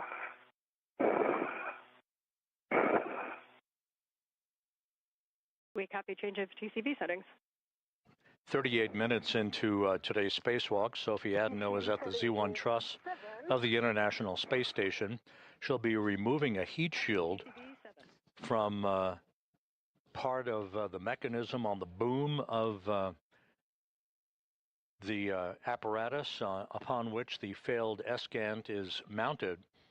It's called an AGIT, which is an acronym for the Antenna Group Interface Tube. This is essentially the mechanism on the boom upon which all the electronics are interwoven. She'll be removing a heat shield from that boom as one of the first steps in the removal of the failed antenna. Meanwhile, Anil Menon, you're looking at the helmet camera view from Menon. He is retrieving a portable foot restraint from a stowage platform alongside the Quest airlock that he will mount at the end of the Canadarm2 robotic arm that will be operated later by NASA astronaut Jack Hathaway from a robotics workstation in the station to maneuver Menon back and forth to position the failed space-to-ground antenna.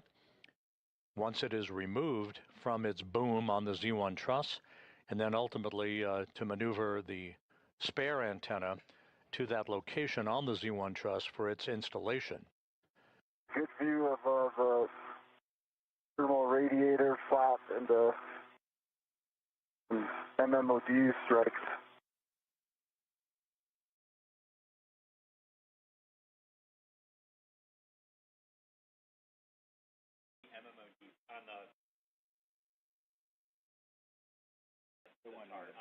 Okay, we copy the report. Thanks.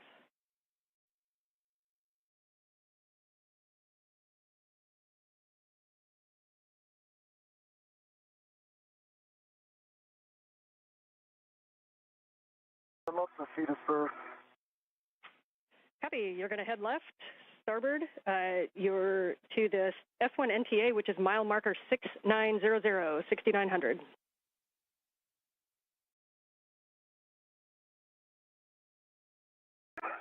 And Sophie, as you get things stowed, your first action is going to be to remove the heat shield. So you'll be opening that bag, and you'll be tethering to the agate heat shield and to put it in that bag.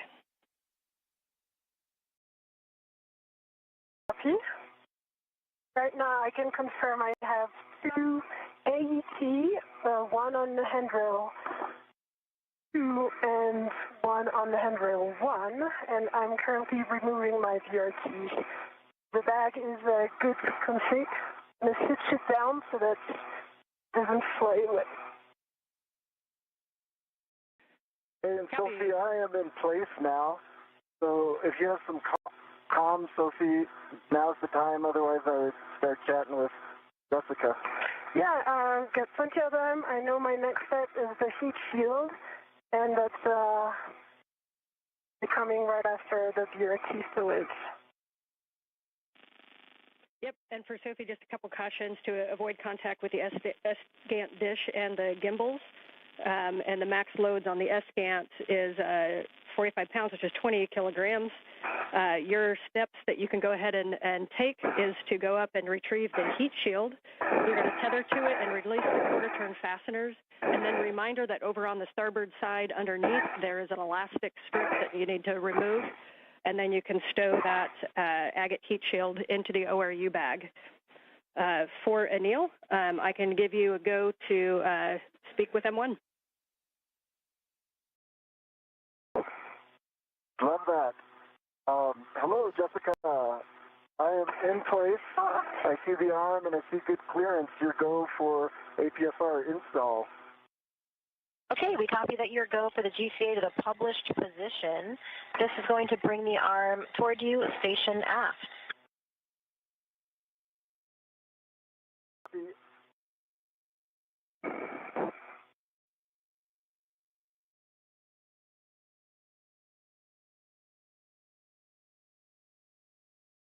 We're starting the arm motion in 3, 2, 1. Jessica Meir is accompanying Jack Hathaway at a robotics workstation inside the station. As you can see, Hathaway is the prime robotics operator for today's spacewalk. maneuvering the Canadarm2 into the right position so that Menon can install the portable foot restraint at the end of the arm. He'll be riding at the end of the arm to move the space-to-ground antennas, the failed one and the replacement antenna, back and forth for the replacement work that is yet to be accomplished during today's spacewalk, which is now 43 minutes in duration.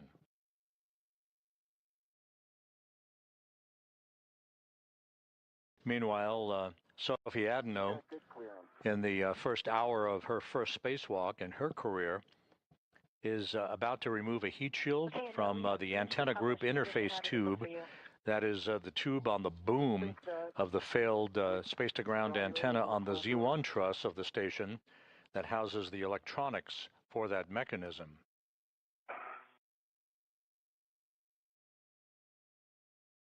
Call GCA complete here. Okay, copy GCA complete. Stand by while we get breaks.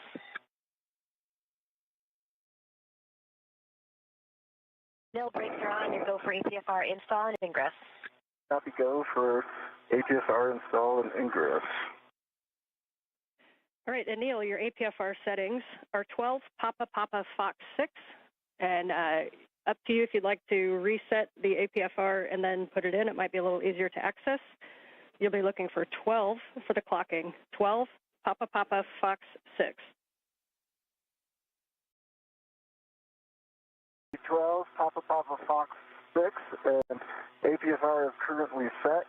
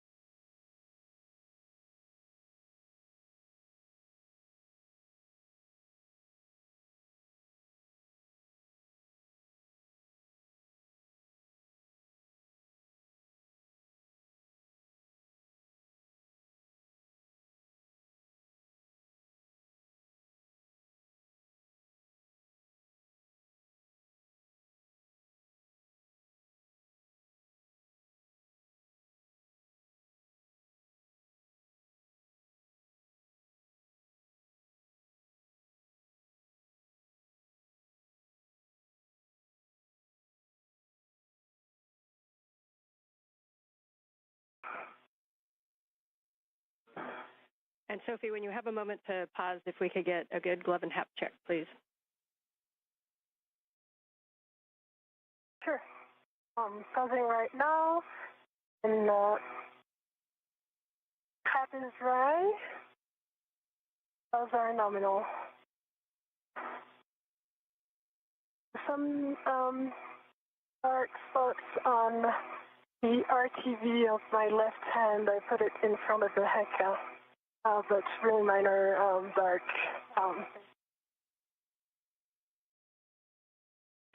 Okay, we copy the markings. If you have any other information like color or size, that's great. Right now, we'll take that as a nominal glove and hap check. Nominal color is black, and size is just less than a fingernail. Yep, thanks. Neil's got the APFR installed, 12 Papa Papa Foxtrot 6. And I got a locking collar, black on black, good pull, twist test. Pitch knob is depressible. Anil Menon installing the portable foot restraint at the end of Canadarm2. Sophie Adenot reporting that her gloves look good and no issues with the helmet absorption pad in her helmet. It's nice and dry, just the way it should be, as we pass the 47-minute mark in today's spacewalk. The two spacewalkers, Menon and Adenot, setting up shop for the removal of the failed space-to-ground antenna. This will involve installing 12 gimbal lock bolts to prevent any inadvertent motion of the dish on the space-to-ground antenna during its transport over to its temporary parking place on the truss of the station, and ultimately for its installation on ESP3, which currently houses the spare space-to-ground antenna that will replace the failed antenna later in today's spacewalk.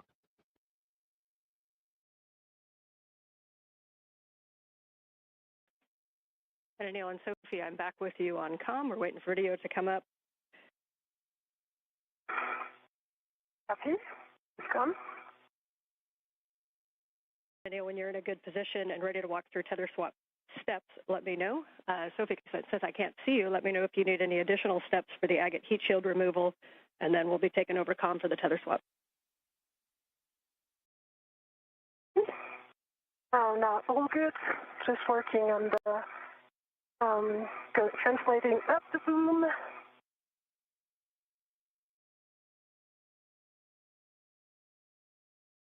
Okay, copy. And since we are in our first night pass, as you can tell, reminder that your helmet lights have 3 settings: off, spot, and flood. And each time you push the button, you get a different setting if you need it.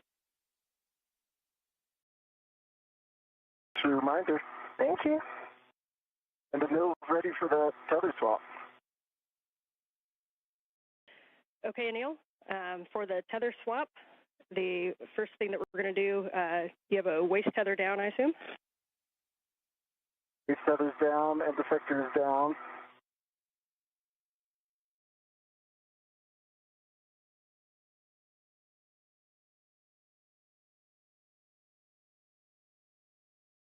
Waist tether is down and defector's down.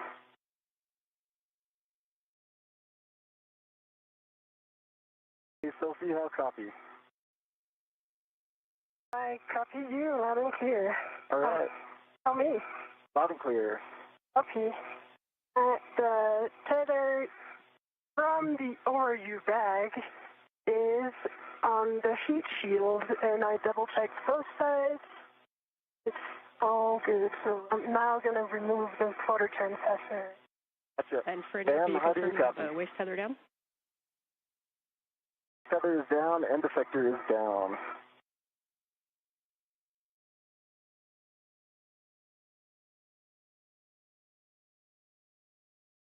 Copy, Ann. We hear you, Neil. Anna is troubleshooting a headset issue. Hear you loud and clear. I can relay some information if needed. Anil, I hear both Anne and you. Yeah, I hear Ann and you. Loud and clear, Ann. Loud and clear. Great, let's keep going. So Anil, you've got your waist tether down. Your first step is going to be to lock your green hook on your red reel. Green hook is locked on red reel.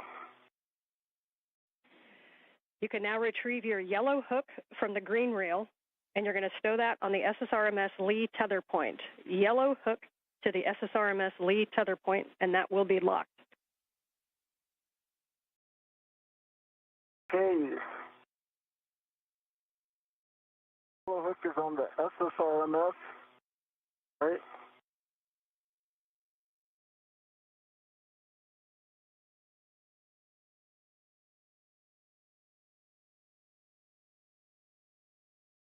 And yes, affirm yellow hook Yellow to hook is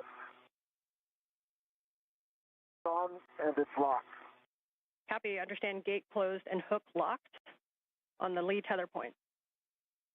You can now, Gate closed, locked. all right, and then check that your red reel is unlocked. Red reel's unlocked. Copy, you can now lock your green reel, and then you're going to retrieve your green hook, and you're going to stow it on the S1 NTA handrail. So lock the green reel. Okay, I'm going to transfer to trust, then I'll do that and report back. And if you need it, the S1 NTA handrail is directly above mile marker 6870. And McLean working with Anil Menon to make sure that all of his tethers are in the right configuration. He is at the end of the Canadarm2 robotic arm. Alongside him, Sophie Adenot, as they set up shop for the beginning of the process to remove the failed space-to-ground antenna on the Z1 truss of the International Space Station that began to exhibit degraded performance last November. It is or down. All the other sides are 100% covered with aluminum shield. There's no risk of fraud because everything is attached, and I'm in the process of removing it. Okay, we copy the report. We do not see it in the camera view. The camera view, just so you know, ends right where the agate handrails start, so just below the heat shield, and we're talking about the report. Okay, let me go up so that I can show it to you before finishing the removal. Do you see it now? That's a good view. Thank you. Great. Okay, I'm going to finish the removal.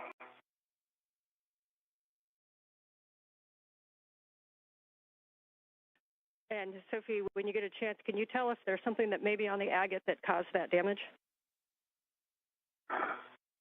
I think my suspicion is that sunlight is intense on this side, on the forward side, and the sun, like the thread that is the cross that is has like the pattern of the thread here is damaged. I would say it's too much sun rays on it. That said, I see that the aft side also has the beginning of this.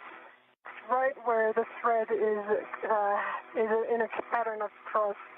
And I can point it with my finger. It's right here. There's no risk of fraud, but it's, of course, that's sufficient, I guess.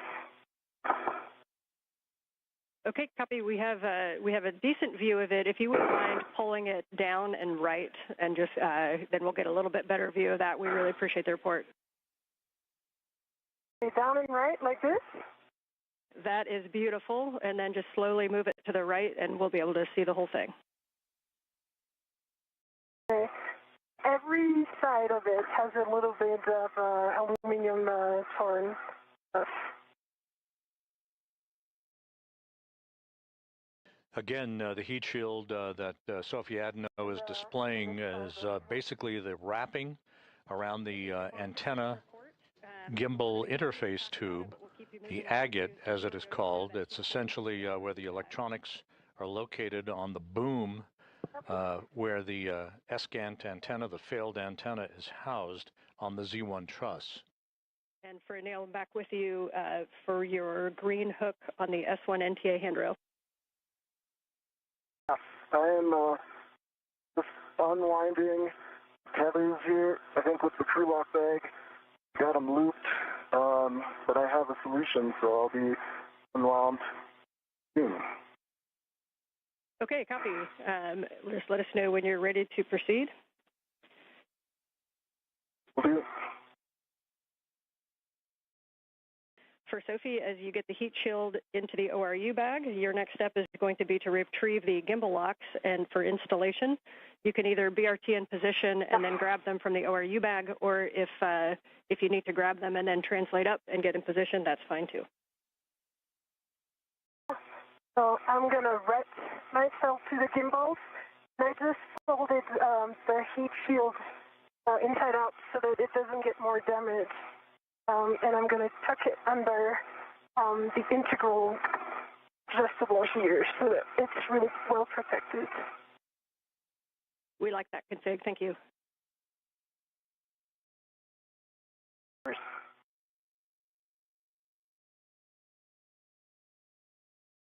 The tethers are unwound. I'm headed to the anchor point. Copy. Good work. So you'll be putting the green hook on the NTA handrail above mile marker 6870. It's just to the inboard side of the stanchion that says 07.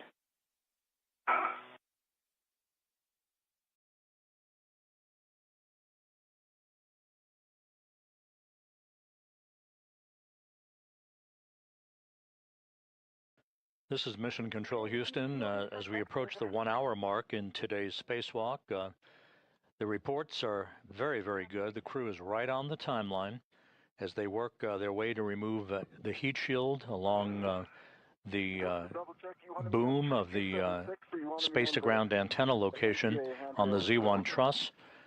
Also, their suits are operating as advertised. No issues reported so far in today's spacewalk, the 282nd in support of space station assembly maintenance and upgrades. In this view, you see Anil Menon wearing the suit bearing the red stripes as he prepares to accompany Adenot in the removal and installation of a series of gimbal lock bolts. There are two sets of these bolts. The first set is 4 bolts. The second set consists of 8 bolts. They will restrain the antenna from inadvertent movement during the time that it is not only removed but transported to its temporary stowage location on the truss of the station and eventually on external stowage platform number 3.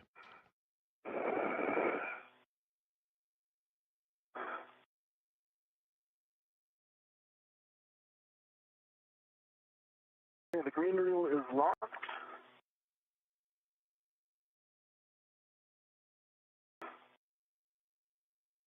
Big green reel locked, and you'll be retrieving the hook to the handrail and then unlocking it.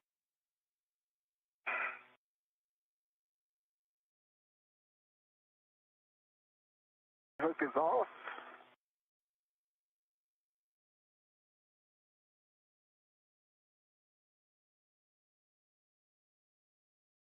The green hook is on the handrail.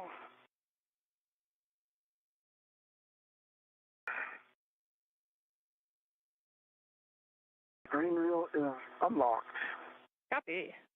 Your next step is to ingress the APFR. We recommend you'll be head zenith, and you can use the pump module handrail as to stabilize yourself for ingress.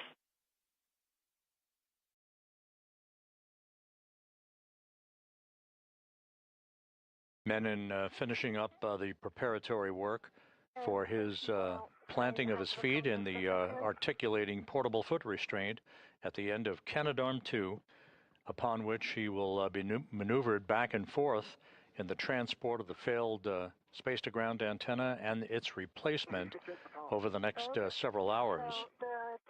The robotic arm being operated primarily by Jack Hathaway from a robotics workstation inside the International Space Station, accompanied by Jessica Meir. I would like to reinstall it. It's right in front of my heck of view, if you see it. We see it, checking. And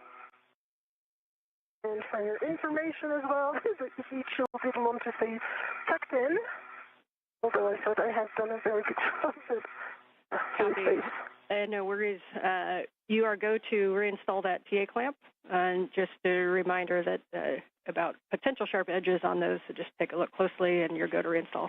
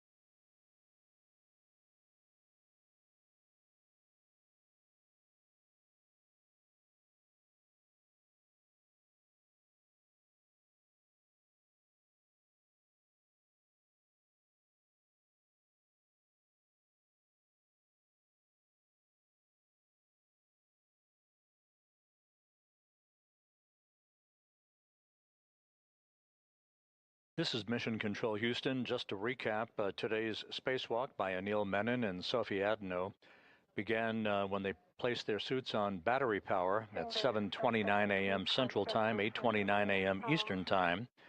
They moved out of the Quest airlock, set up their tools and tethers. Menon is completing the installation of a portable foot restraint at the end of Canadarm2. He'll be transported around the vicinity of the work sites at the end of the robotic arm to maneuver the failed space-to-ground antenna to a stowage location, and then maneuvering the replacement antenna that is currently housed on ESP3, the external stowage platform number 3, on the P3 truss or port 3 truss of the station.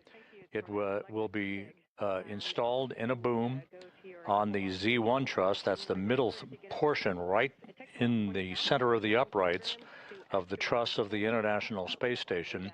There are 2 such space-to-ground antennas. The one being replaced today was installed on the STS-132 mission. Back in 2010, the replacement antenna was delivered to the station in 2009 on the STS-127 mission. And Anil, as you get into the APFR, we see about there, reminder, give yourself a good tug test. Make sure you're really comfortable with your heels. Once we get moving, we won't have too much opportunity to redo those. So once you're happy, just let us know. I feel pretty happy. They feel solid. Copy. We've got a camera looking big brother right over your shoulder, and you look good there. So at this time, we'll take a glove and a half check, please.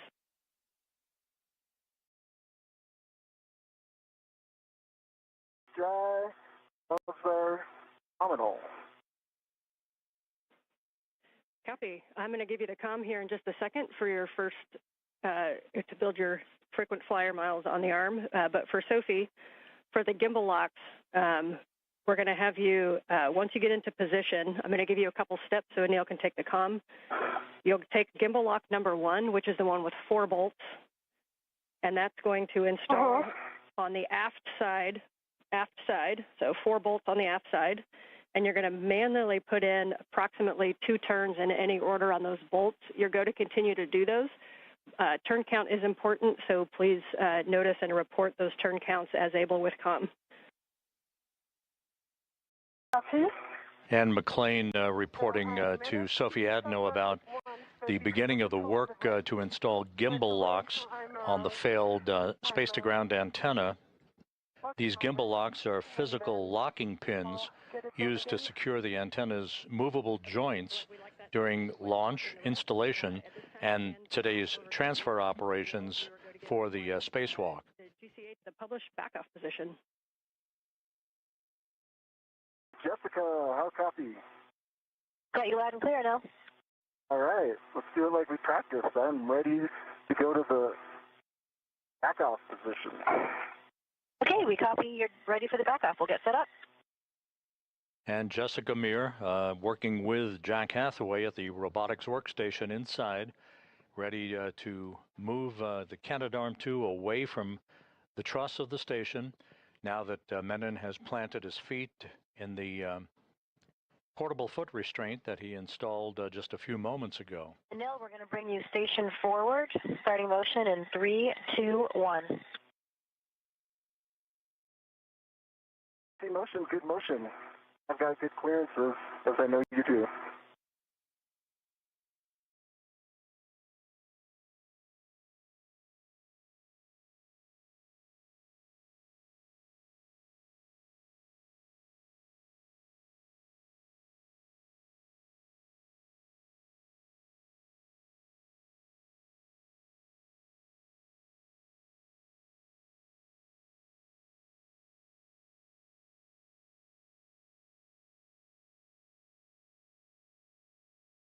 A good view of Anil Menon at the end of the station's Canadarm2 as he is being backed away under the controls of Jessica Meir and Jack Hathaway. He'll be maneuvered to the Z1 truss to join Sophie Adenot for the procedures to install gimbal locks, these locking pins on the failed space-to-ground antenna before it is basically disassembled from the boom upon which it has resided for the past 16 years.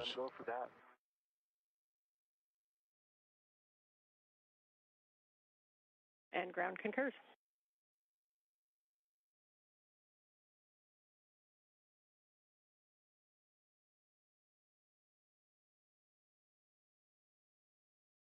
Sophie, as you get set up, if you need to redo RETs, you can.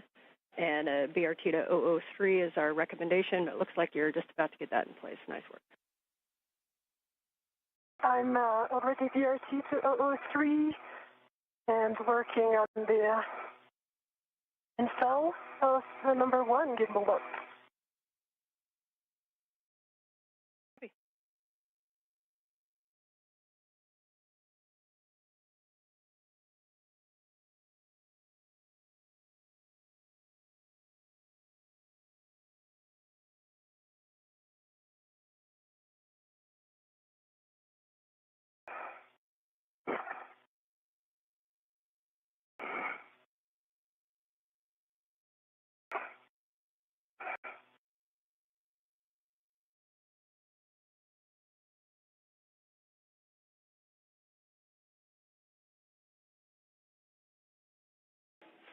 And Anil, for both, a couple words on HECAS for both of you. Anil, it appears that maybe he may have bumped a button, if you don't mind cycling that and turning it back on. And for Sophie, no rush, but when you have a free hand, we think maybe your HECA got bumped downward, so we kind of are looking down at your MWS.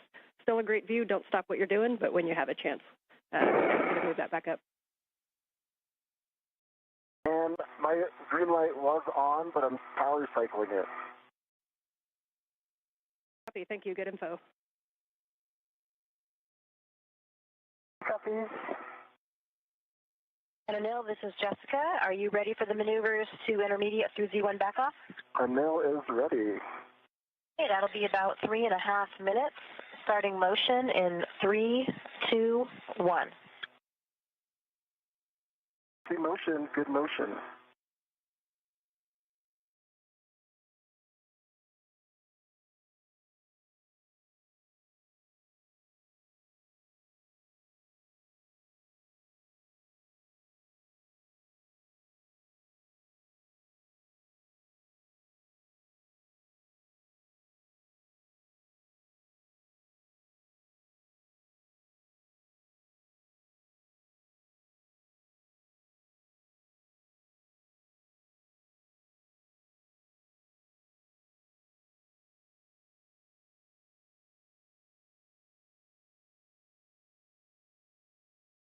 Once these 12 gimbal locks are installed, these locking pins to prevent any inadvertent motion of the dish while it's in the process of being removed and transported to its temporary parking place.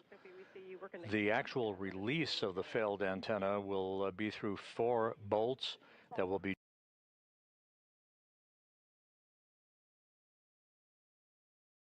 driven by Adenot with the assistance of Anil Menon, 4 bolts holding that space-to-ground antenna on the boom of the Z1 truss on the station. I think I'm going to have to wait for Anil to install it.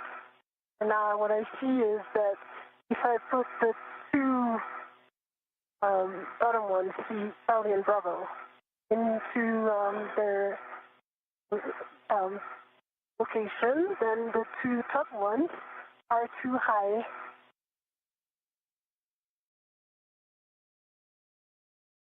Okay, we are tracking.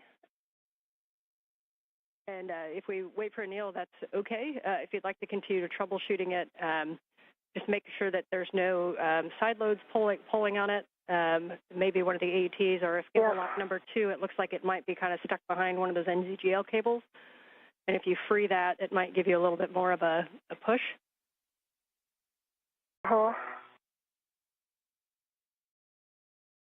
I think yeah.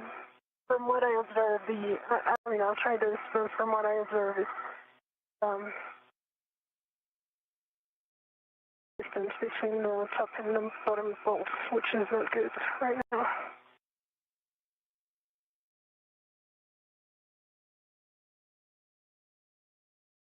When I get there, do you have suggested solutions? Yeah. So ideally, if you could get a hand, like to the E-handle to try to change like EV alignment. But from what I observe from here, it seems aligned. Just the distance, which just doesn't seem right. Like there's 1 centimeter difference, which is kind of interesting. I just looked the other way. I'm gonna give it another go. There's no side load at all. We are tracking and we're talking about it.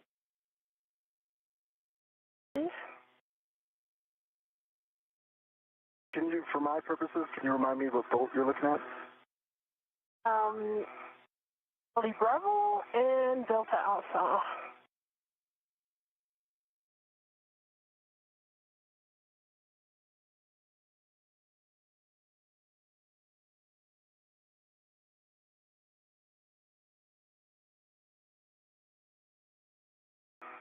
Yeah.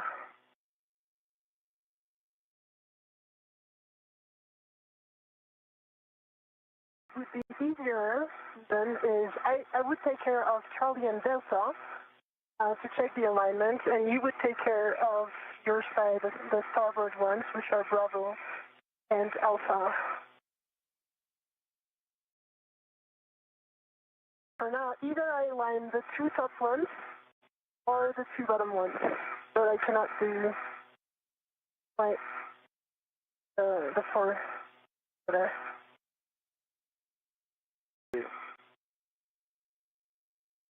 We copy, Sophie. We're talking about it also.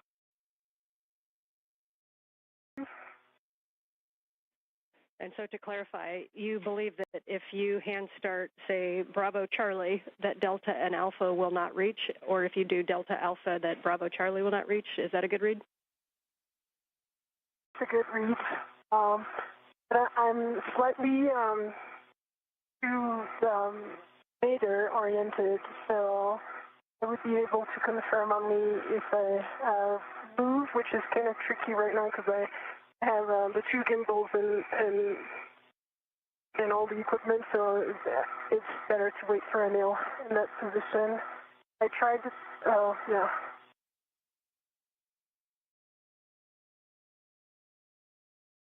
Okay, we copy. Now I just hand started Charlie and Bravo half a turn each. But what I observed, yeah, so it doesn't work. Or maybe it just needs some more force to attack. Okay, we copied half turn on Bravo and Charlie, and that may need a second set of hands for the rest. All right, well, we knew there would be some curveballs, so we're ready. Yeah. I'll be there in a bit. I'm pausing here, just making sure there's no side load, so we're good on that. Anil, we're going to start motion for your next JoeCast in 3, 2, 1. We're bringing your body in and down a little bit right to get to the Z1 backup position. No copies.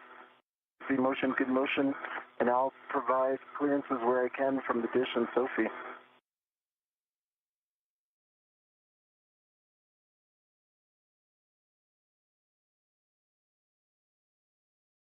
See the day is coming, so I'm going to turn my visor.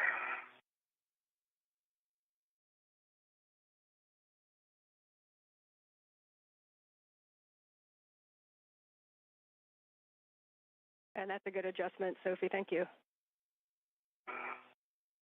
Okay, welcome. I can even point it better so that you can see.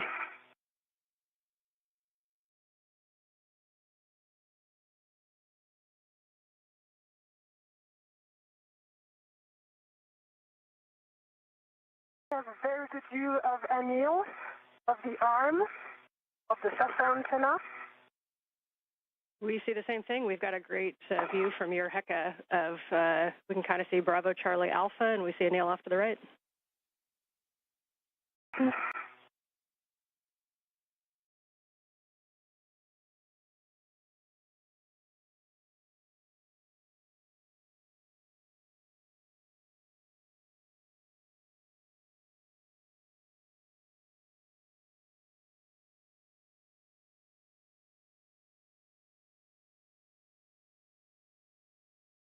And Sophie, if you're able, we understand half turn on Bravo and Charlie. If you're able to go to the full 2 turns, we think it'll be a slightly better config for those 2 bolts.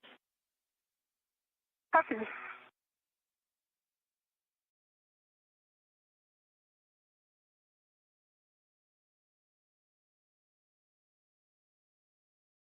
The full 2 turn on Charlie and Bravo. Copy 2 on Charlie and Bravo. Thank you.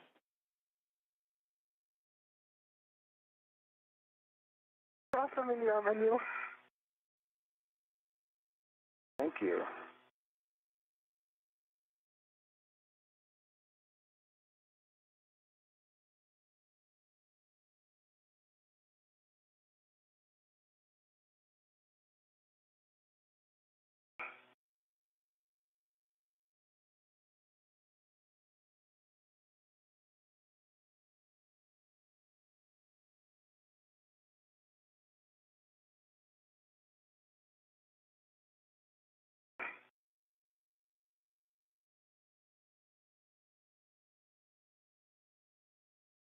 All right, I got good clearances here still.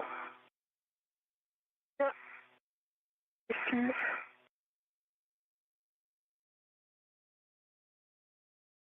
I mean, I see the issue here from this angle. I don't know if you guys can see that in the head. Yeah.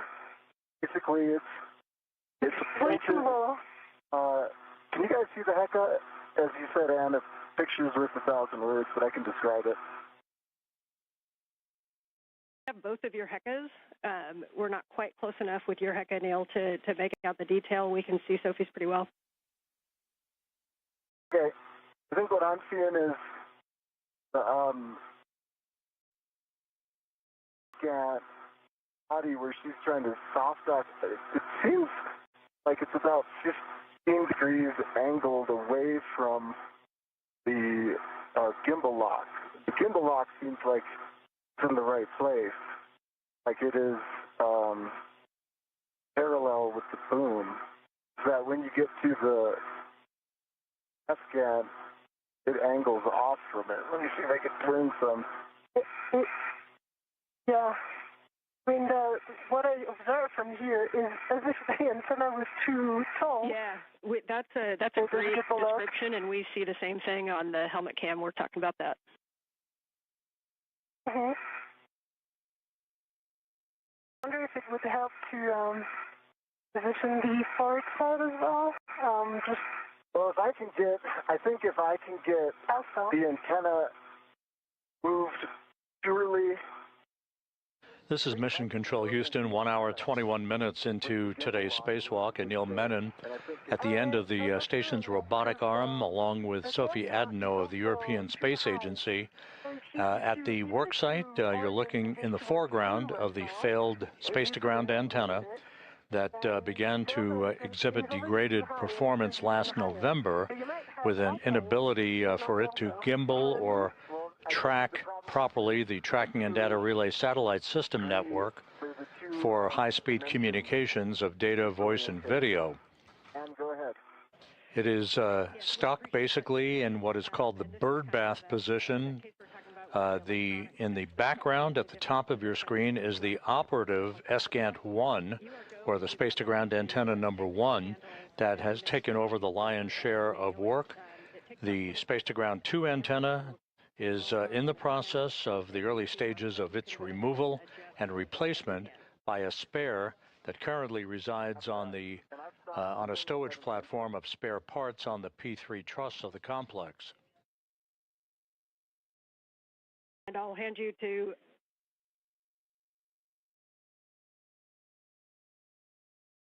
the two spacewalkers are in the process of attempting to install two sets of gimbal locks. These are physical locking pins used to secure the antenna's movable joints during its installation and spacewalk transfer operations, such as we are seeing today. Yeah, I'm trying to not reposition myself.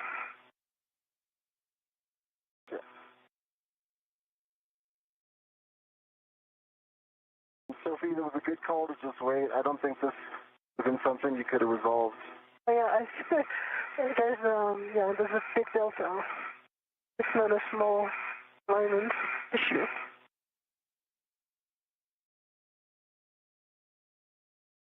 Anil, we are at the Z1 back-off position. As you know, we're ready for the GCA to the bolt access position on your go. Yeah, go for the bolt access. Okay, we are going to be bringing you body in, and we would like you to help keep your clearance from the ESA antenna. Okay, ready for body in, and I'll keep clearances primary. Starting motion in 3, 2, 1.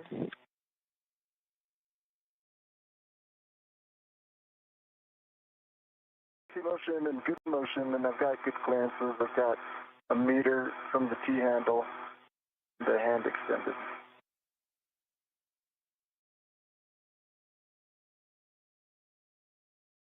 Clearances.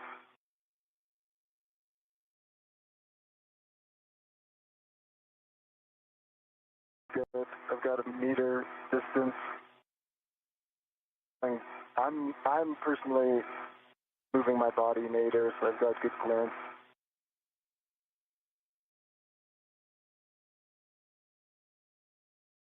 Got half a meter clearance, good line of sight.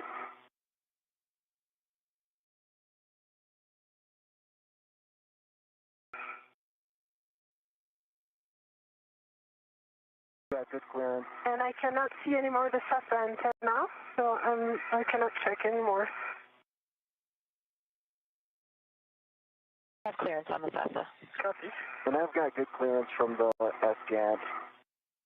Got it. Good foot. And I can move my body even more. I've got good clearance from the boom.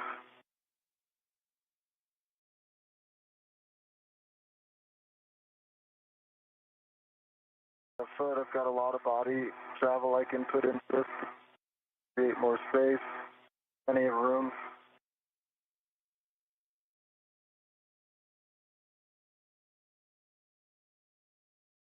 Plenty of room. Yeah.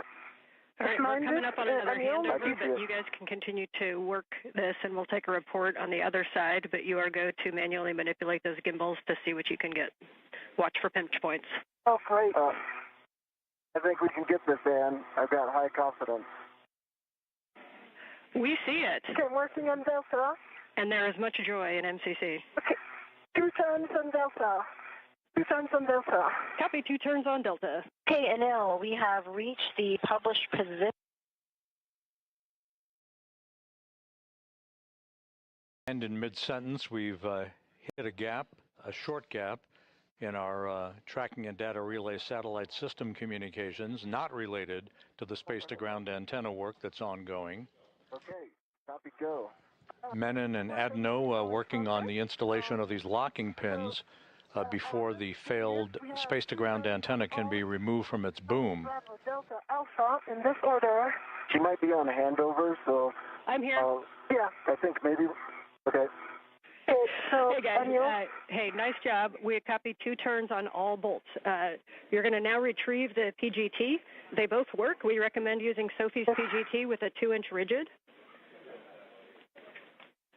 Sophie, so, Anil, because I'm kind of stuck in the movement, I'm going to give it to you. Yep, I got then, it covered, Sophie. So what I suggest, I align the bolts and the PGT, and you brace and and put the motion in, but I'm going to stabilize this on the bolt. Okay, I've got your PGT. Is it CALD? Yes. Okay. And just as a reminder, Bravo 1, clockwise 2, I think it's already set. Bravo 1. Clockwise 2 is set. I can see it. Yep. Okay, tell me which bolt. You start with Charlie, and I'm going to get you towards Charlie. Okay. All right, we like it. Bravo 1, clockwise 2. Understand CAL is complete. Bolt Charlie first.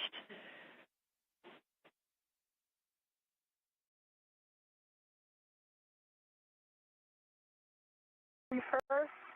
Okay.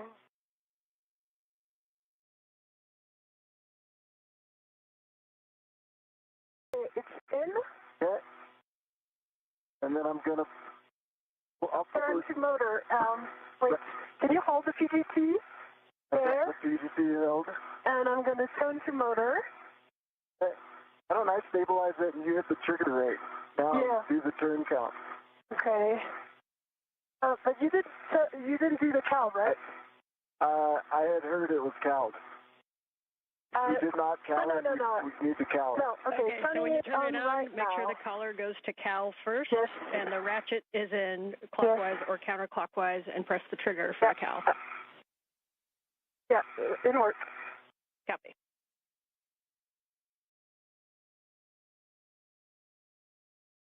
CAL it and give it to you, Sophie. Copy. Hey, good CAL, 41 volts. Copy. Copy. Verify settings. Bravo 1, clockwise 2. March. Bravo 1, clockwise 2 is Bravo 1, clockwise 2. Okay, and a reminder, make sure your ratchet's back in the motor. Ratchet is in motor, confirmed. Okay, you are go to drive Bolt Charlie. Okay, Anil, can you, do you have access to this PGT? For me, it's, I'm not in good position right now. I'm going to turn like this. That's the PGT. We have the LED test right now, so clockwise 2, sorry. The collar is out of CAL. Yeah, we are now in clockwise 2, Bravo 1, clockwise 2 confirmed. Okay, I'm pressing. Can you activate the trigger? I sure can. Are you going to do the count? Reminder that turns are very important, so if one of you can give us the count at the bolt.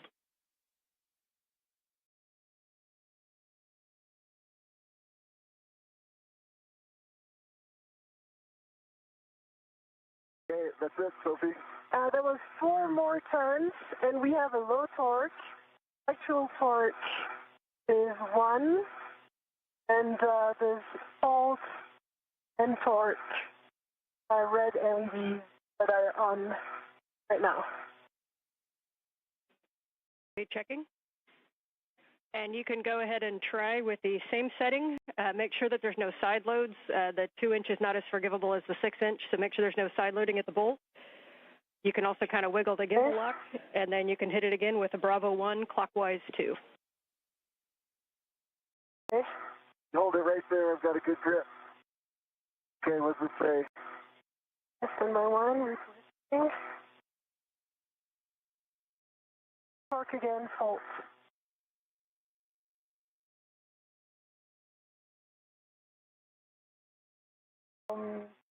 There was initially I had 2 hand turns, and then we turned 4 turns, but 6 total, and low torque. We copy low torque, and we copy that you did got no additional turns on that second one.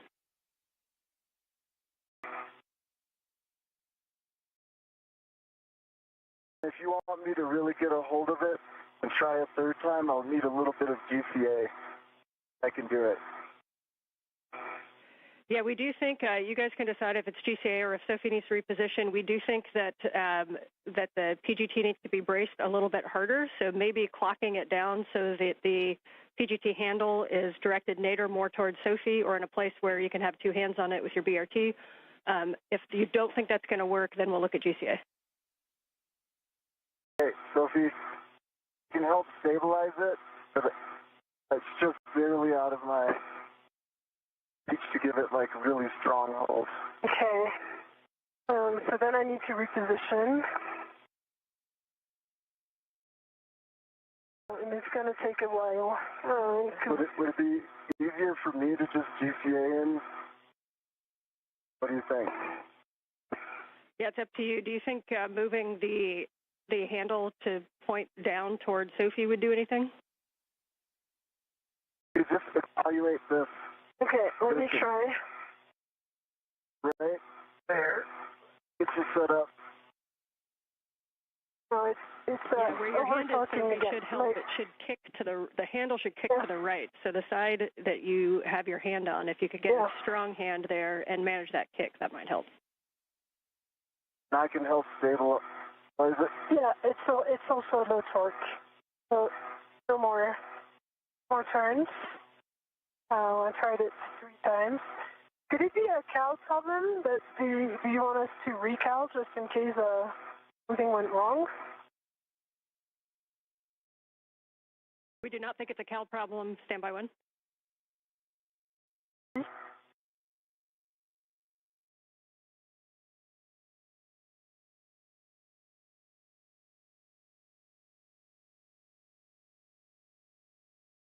And Sophie, just to be clear, we got the full two hand starts and then 4 additional turns with low torque. Have you gotten any additional turns or any good torque indicator? Okay, so right now we have green torque light, and actual torque is 12, and it was I pressed 4 times the trigger, and now that was a total of 1 more turn, so that would add up to 5 with the PGT plus 2 hand turns, 7 total. 12 actual torque. It subjectively looked good to me, and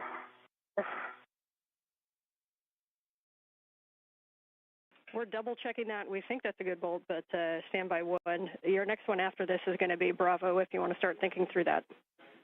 And with that, we have a good Bravo, bolt on Charlie. I can do. We're calling Charlie good bolt. You're going to Bravo, which is starboard aft. I can do this one. Okay, I'll let you work on that one. Okay, you count, okay?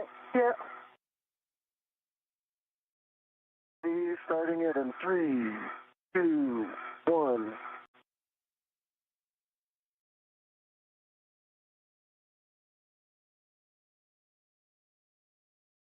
Four. Does it say? And I can see it's a good green light, 12 tons, 3 actual torque. And that was 4 turns. Copy 4 turns, green light.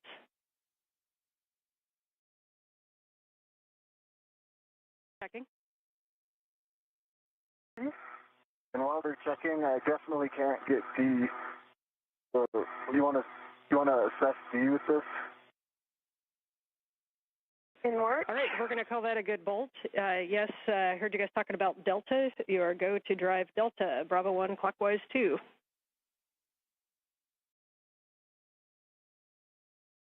You got it? Put it more down. Okay. Yeah, okay. Now it's good. I have it.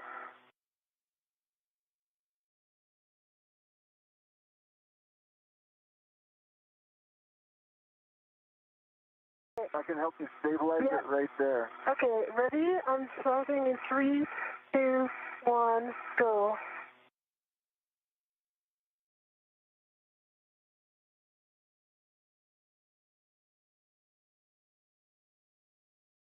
Saw 5.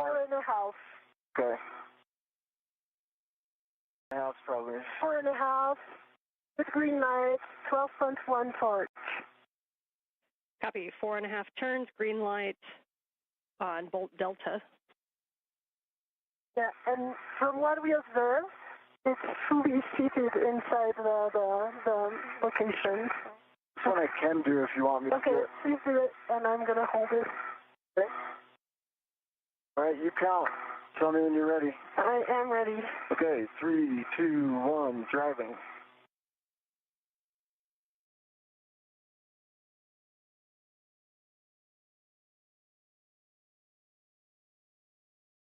And 3/4 on this one, and I see good green line, 12.1 torque. Okay, 4 3/4, 12.1 torque, green light, and we'll hold there for a second. Just a reminder between bolts, do me a favor and wait for a go. We've got to do math down here. So let's, Anil first, while they are doing their math, let's do the PJT and see what we can do for the rets on this one. I also see a loose ret coming right in front of you. Is that intentional? That's intentional because I didn't want to have some side loading. Okay. I have 2 loose rets. Okay.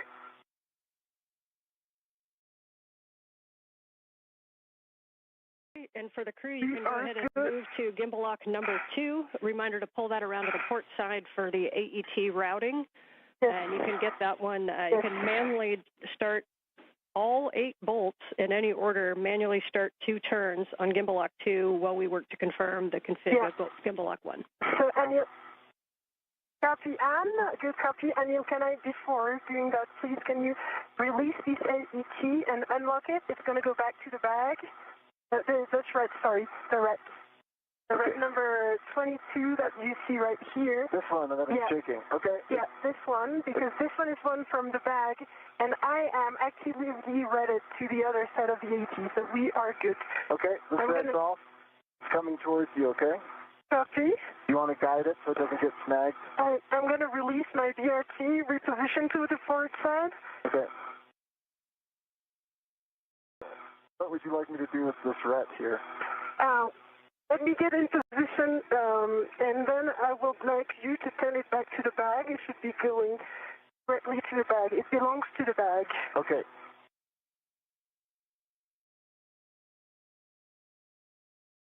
Good job on those bolts.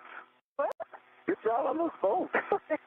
It didn't start well, but yeah. If I could speak French, I'd say straight in. All right. So let us observe what the bag is. Can you? Okay. On your camera. Yeah, I see that. Okay. I can actually fix this. There we go. There we go. That's good. You unlock it so that it retracts. Unlocked. You want me to let go? Let go to the bag. All right, it's in the bag. It's in the bag. Hold on. All right, now I'm going to go around. And there is a gimbal lock right above your head. You wait 1 second. Yeah, I am waiting 1 second. I will move over. I've got control. You got control. My hands are on the agate handles.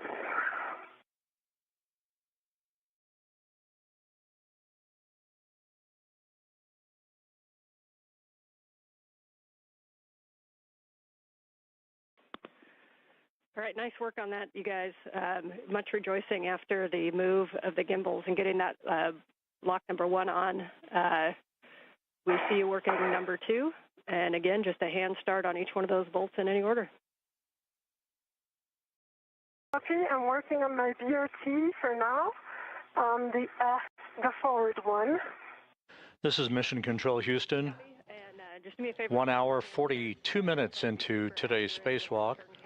Get into them. That'll help us. As you watch the work of Anil Menon and Sophie Adenot outside of the International Space Station, Menon, his feet planted at the end of the station's robotic arm, wearing the suit bearing the red stripes.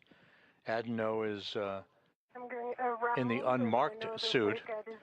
They have completed the installation of the first quartet of gimbal lock bolts. These are physical locking pins to make sure that the space-to-ground antenna, the failed antenna, does not inadvertently rotate out of their maneuverability capability.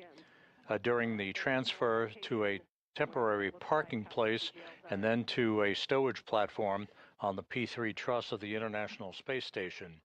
The same will be the case for the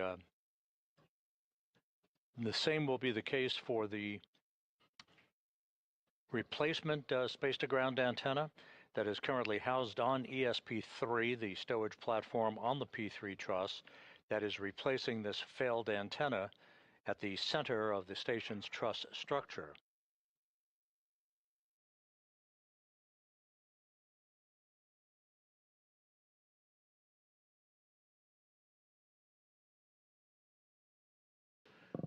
The crew is continuing to work just about on the timeline.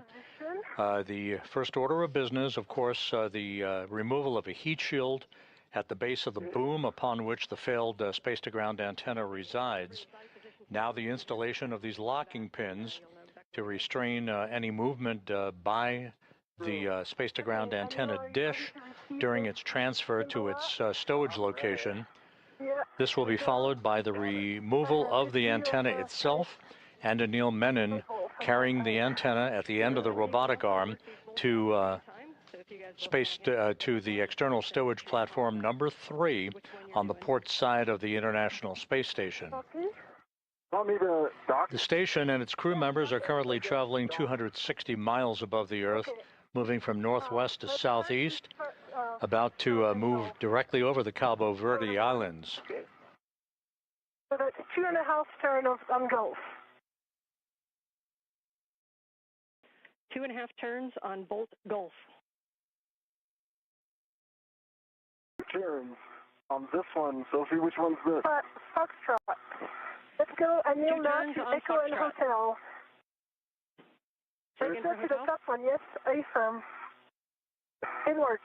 She's directing me. We haven't put the turns in yet. And Anil, I see you on Echo. And Sophie, I see you on Hotel. Yeah. 3 turns on the hotel. 3 turns on this one. Yeah. Okay, understand. Can you 3 tell me turns what on this each. one Please is? stop at 2 turns on the hand start bolts. But we got 3 turns on Echo, 3 turns on Hotel. And now you work on Kilo, Anil, and I work on the mic. Yes. And we can see Mike and we can see Kilo. Okay, that's 2 turns in the house on Mike. 2 turns on Mike. Turn. 2.5. Turns on this one. Hello. 2 turns on Kilo, 2.5 on Mike. Yes, now working on Juliet and Lima. Turns in the house on Lima. 2.5 turns on Lima. And a reminder, we want about 2 turns. And go ahead, Anil. Yes. 2 turns on this last. Juliet. Juliet. Thank Yes. you. Glad you got them memorized. I can't see them. I can Okay, see them. and Fox, did we get Foxtrot? That's the one that's closer to Yes. Anil. All, And Oh, that that one was we're tracking 2 two. turns. We can go for the PGT. yes. Let's go with yours, Anil. Hey, get my PGT now. It's already cowed. It has And 41 volts.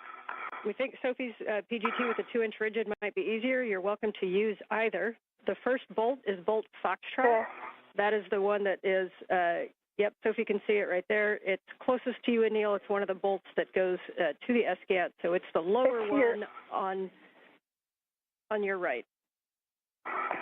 Okay, I'm going to guide Anil on the bolts. I have good view, and I'm aligning these. It might be right about yours being easier just because.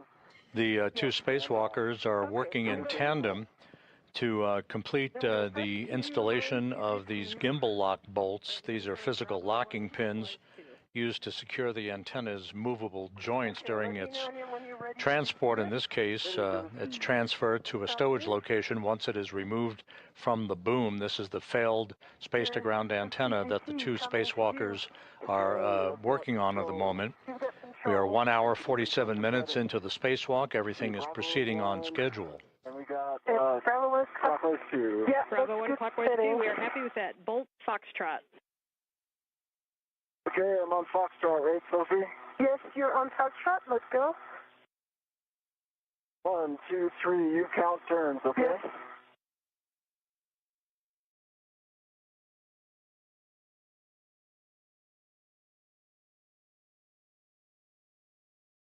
In a house, and I see that Bolt is fully inside fully seated inside. And I got low torque, 10.8. Low torque 10.8.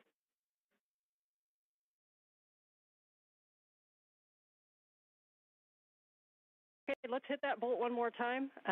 Just a reminder, try to be in a real good bracing position, no side loads. If you need to wiggle the gimbal lock at all, this first bolt might have a tendency to side load more. And bolt Foxtrot. And I hit it again, and I got good torque, green light. Only turned maybe an eighth of a, I don't know, it could have been 0, but it's at 11.9. A really small turn, basically, almost nothing. Okay, we will move to bolt Golf. Bolt Golf, that's the one closer to Sophie on the other side, while we let Mer determine what 4.5 plus an eighth is. All right, I could do this one too, Sophie, if you want. Okay.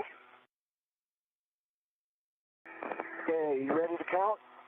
The space-to-ground antenna that the crew is currently working to install these locking pins on, this is the one that exhibited restricted motion beginning last November and a degraded performance in its inability to auto-track or gimbal, if you will, swivel to point itself toward the tracking and data relay satellite system satellites that orbit the Earth in geosynchronous orbit in a constellation as the hub of NASA's communications system. 5 turns. Your next bolt will be bolt Echo. Echo. This particular antenna was launched and installed during the STS-132 mission back in 2010. So after 16 years of yeoman's work, it is being removed and is being replaced by a spare that has been housed out on a stowage platform on the port side of the truss of the International Space Station since 2009. Right, green light, 12.1. Copy and say again, turn count for bolt Echo. 5.5. And it's fully seated from what we observed.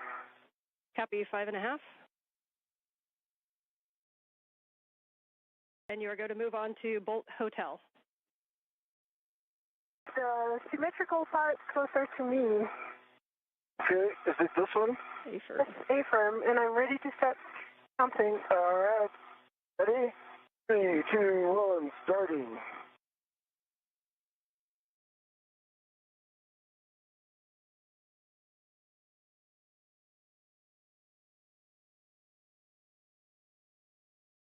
And 3/4. Green light, 12.2. 5 3/4, 12.2 green light. Copy for bolt Hotel. Can move on to bolt Kilo. Well, is the one closest to you down. Yep. That's it. And I'm ready to count. Hey, 3, 2, 1, turning.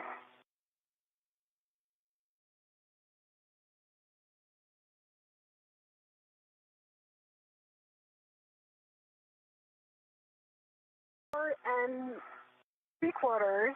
Green light, 11.8. Be 4 3/4, 11.8 green light for Kilo. Next will be Mike, but stand by one while we check that.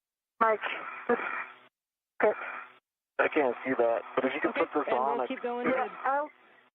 bolt Mike over by Is Sophie. this? Nope. Is it this one, sir? No, it's this one. Okay, let me just I'm extending my ready position. Oh, yeah. You're in. Let's go. Okay, ready? I'm going to try not to side load this. 1, 2, 3, Yep. starting.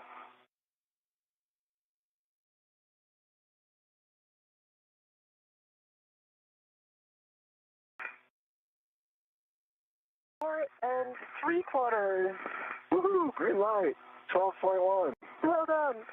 All right, next one is the top one closest to you. 12.1 for Bolt Mike.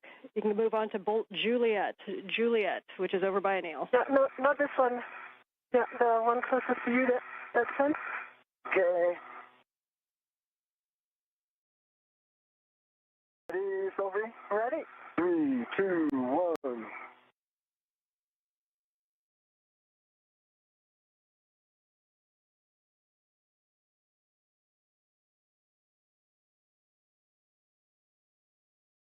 Find 8 turns.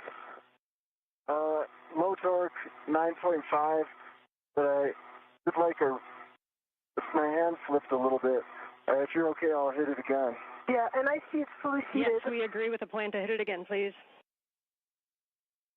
You ready, Sophie? I am. All right, we got good torque, green light, 12.2, no turns. We copy no additional turns with a green light. You can go on to Bolt Lima. Bolt Lima, final bolt. The one I'm pointing with my finger here. Only I could see your finger. Okay, I'm getting. Okay. Okay, you're in. Ready? All right. Ready? Yep. 1, 2, 3.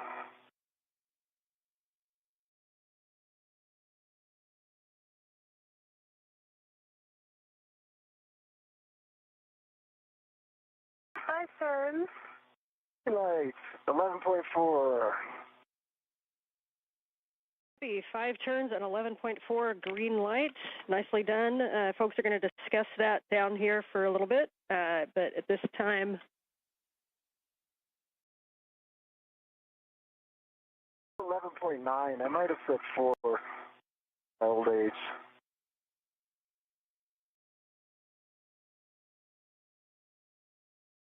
What we observe from here is that all bolts are fully into the golden part. Okay. They look all the same. So Sophie, at this time, first you guys can stow the PGT, and then we're gonna. I have a task for each of you. Anil, we'd like you to do a wiggle test and take a look at the gimbals. And you kind of got to move it before. Let us know if it moves at all. Sophie, once you stow your PGT, you can remove the AET from the gimbal locks, and you'll be stowing that on the starboard aft agate handrail. And that gimbal is rock solid. That's a great report. There was much joy.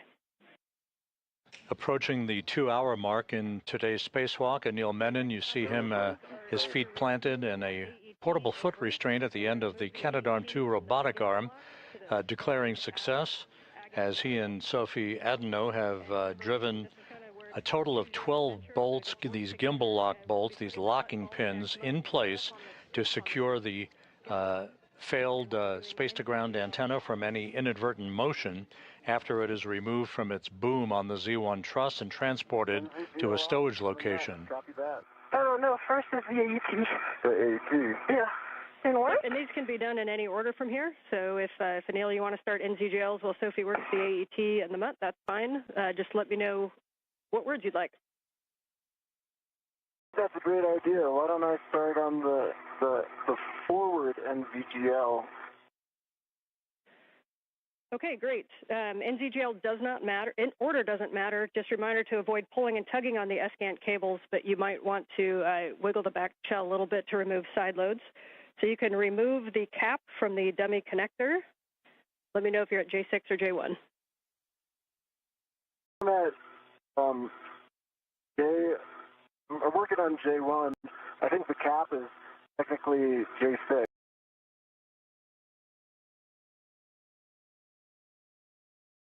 Right? Yeah, correction, sorry. J6 or J7 are the two good dummy connectors, so understand you're working J6. Correct. I've got a vet to it, and I want to take it out now. Sounds good. And once you have that dummy connector removed, then you can demate the ESCANT forward cable from the boom. That's a P4 from the J1. Okay. I've demated the dummy connector, and I'm working on the forward cable.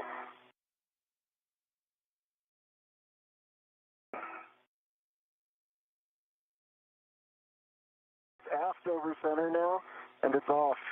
The O-ring, there's a pink O-ring in the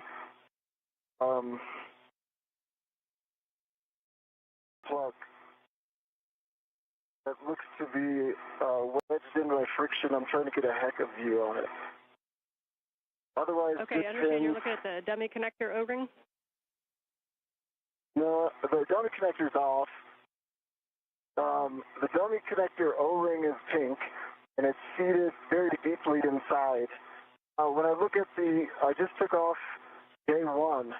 When I look at the receptacle for J1, the plug seems fine. If you look at the plug here in the HECA, that there is a pink ring that looks like the same O-ring that should be deep in there, but it's come up. So it's half in, half out. It's friction fit in there now. Can you see it in the HECA? I feel like I could probably push it in with the right tool, or I could ret to it and take it out. Okay, we are discussing. We don't have a great view of it. Can you see it? Okay, I can get you a good view. Let's see. Okay. If you can give me a progressive taxi to the A1. Yeah, J1 is just on the left side of your helmet cam right now. So if you look to your right or twist to your left a little bit. Yep. And now it's behind the cable. If you can move that cable out of the way, we'll be able to see it. Yeah, you just want to know if that O-ring is. Can I help, or am I good to go retrieve the metal segment? I go to retrieve the metal segment. This is a analysis thing. And I know we can't quite see it because of the shadowing. Can you confirm, is the whole thing offset but symmetrical, or is it angled inside of that connector? It's angled inside. So I wish I could get you a good view. It's like my helmet's right there. All right, I will just describe it. Oh, I'll be quiet. Let me know if you need more words. We like that. Thank you. We like your voice too, but we appreciate the time to think.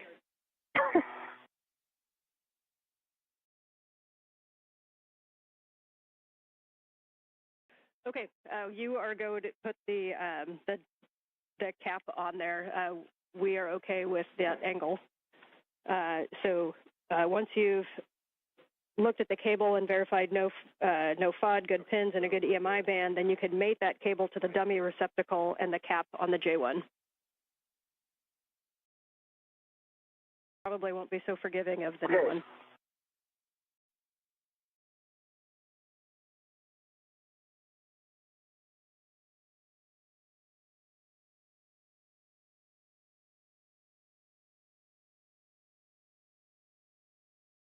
I think there may have been a miscommunication.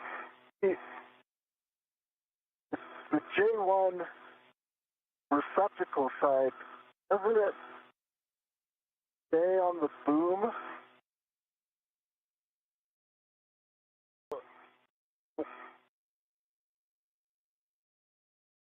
Okay, and say that one more time.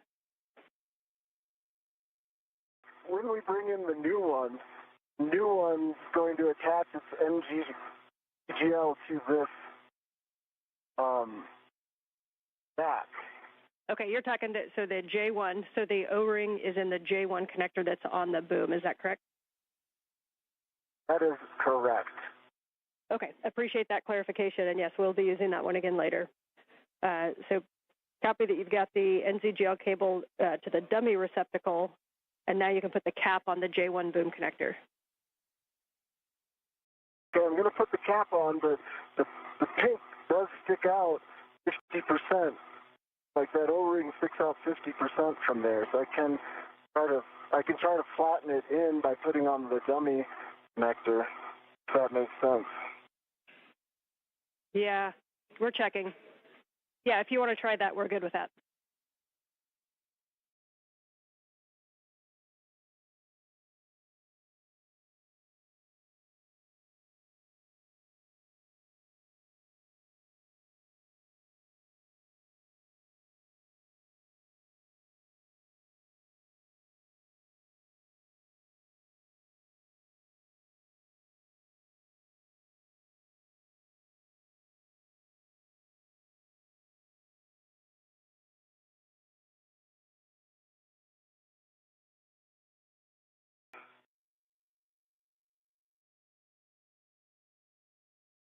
This is Mission Control Houston, 2 hours, 3 minutes into today's spacewalk by Anil Menon and Sophie Adenot, the 282nd spacewalk in support of space station assembly, maintenance, and upgrades.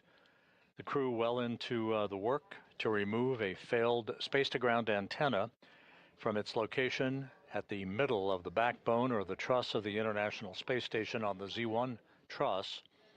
They have installed a series of locking pins, or gimbal locks as they are called. The next order of business will be the actual releasing of 4 bolts holding the failed space-to-ground antenna in place on a boom on the Z1 truss. Copy.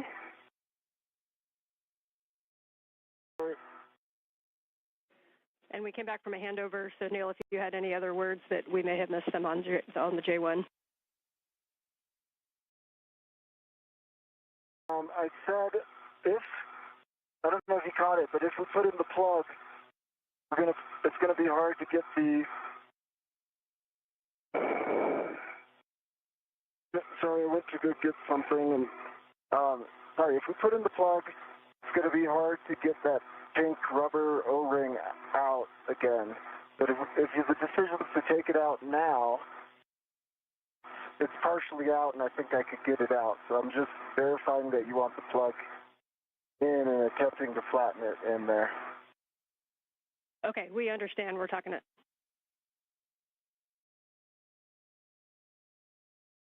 Daniel, I think we can work together on this install. Okay, I think I need to hand this to you so I can secure my APFR position. Yep. The reach got me out of place a little bit. Anil Menon is referring to the demating of the acronym is NZGLs. These are NASA zero-G lever locks. The lever-actuated electrical and data connectors that have provided the electrical and telemetry capability for the failed space-to-ground antenna. Side loading of this thread from the bag. Okay, you want me to put the scoop on? Yeah. Okay. And I'm releasing the side loading with my hands on the red. Almost there. Yes. Okay. You're in. Son, do you want me to lock it? Yes, please. Space station currently flying 260 miles just south of South Africa. And I see it locked. Is it locked? Is it itself? It is locked. Okay. Yep. And you so, get a good wiggle. just yep, we recommend keeping the ball stack loose. So I can. So the ball stack is loose. The first jaws on the scoop are locked. The ECOM 1 and 2 are locked, black and black, and the second nut is jaws open and unlocked.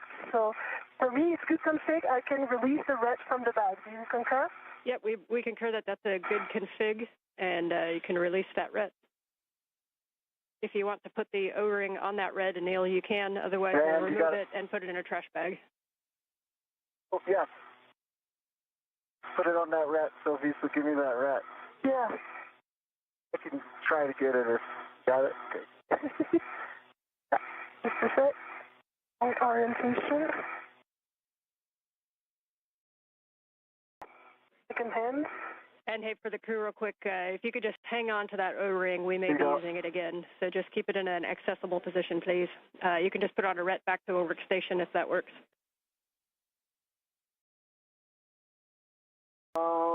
I should keep it on my person then. Okay. Okay, we like that plan. Good config. Nice work on the scoop and mutt ball stack. That looked pretty simple in the scheme of things. And we'll be going for the second connector.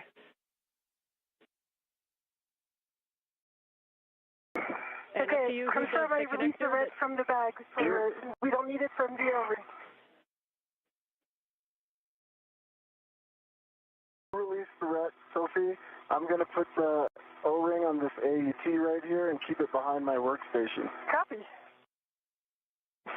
Okay, we like that config. The things that we have left are the other NZGL, and then we'll be releasing torque using the ratchet wrench. So if you guys want to work the last NZGL, then we'll get in position. Okay, let me work on the NZGL. Work on this cap, and you do your thing with the O-ring. Okay. Okay, so you'll be removing the cap from the... Again, the acronym NZGL refers to a series of electrical and data connectors that have held the space-to-ground antenna in place on the boom and relayed both power and telemetry capability during its functional days. This antenna began to display a degraded capability last November in its ability to auto-track the tracking and data relay satellite system satellites, the constellation of satellites that orbit the Earth in geosynchronous orbit about 22,300 miles above the Earth. The situation with this particular antenna continued to worsen, causing flight controllers to transfer the prime load of communications capability from the station, the high data rate transmission capability, to the other S-Gand 1, that is located alongside of the failed antenna on the Z1 truss of the International Space Station. Okay, it doesn't work. Now with the two of us. Okay, ready? Yep. And we're sure we got it up, yeah. Yeah, lever aft over center. So okay. You're good. Okay, I've got good leverage here. Yep, and me here. Okay. 3, 2, 1. Steady pressure. Okay. I think this is a RET scenario. It is a RET scenario. All right, and you can wiggle the back shell, making sure there's no side loadings on there. And then reminder, if the sun comes up, you can keep it shaded, might help too. Oh. Okay. Now let me go in front of it. Okay. And put some shadow. It is. If I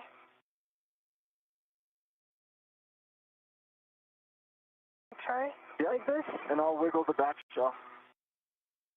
Just give you some. Yep. And we're seeing you working it, and you see that the like lever we're making a is little. half. And this is the situation where you could use an AET as well if you need a little more pull.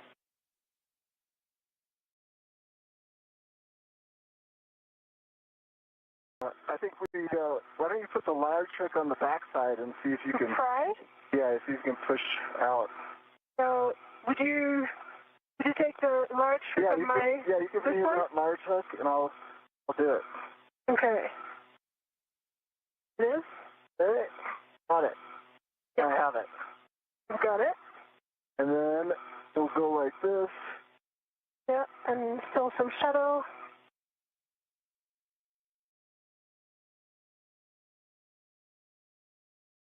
Okay.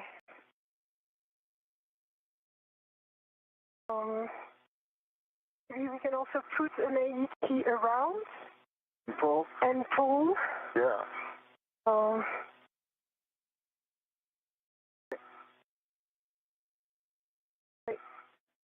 Yeah, so our ideas down Try here is one you more could put time. an AET Yeah, down. and I'm going to help you push like this.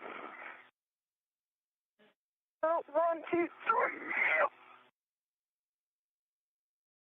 Stand by 1. Okay. Stop doing that. Yep. Just want to be sure I'm not doing something stupid with my gloves. We're good. Gloves nominal. I see it moved from 1 millimeter on this side. Okay. Did you see it move as well on your side? Not significantly, no. Oh, okay. So? Like, the blue line doesn't match perfectly, so I think yeah, that's normal. The blue line never matches when it's mated. Okay. As you guys are working this, our thought down here is there's some keying in there that it could be caught on. So a couple options are to tap it with the hook, just kind of dislodge that. You can also use an AET to wrap around and pull it.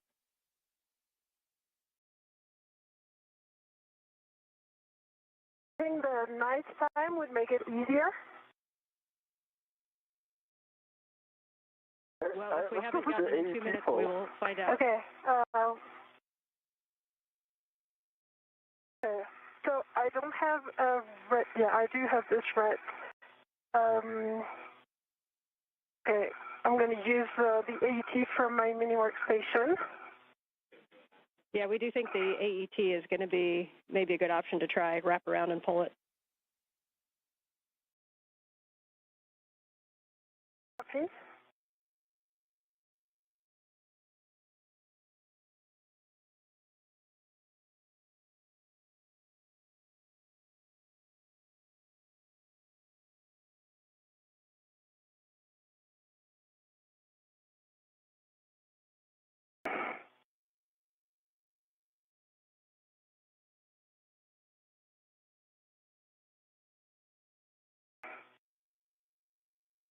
I think it's going to be faster to use the AET from here.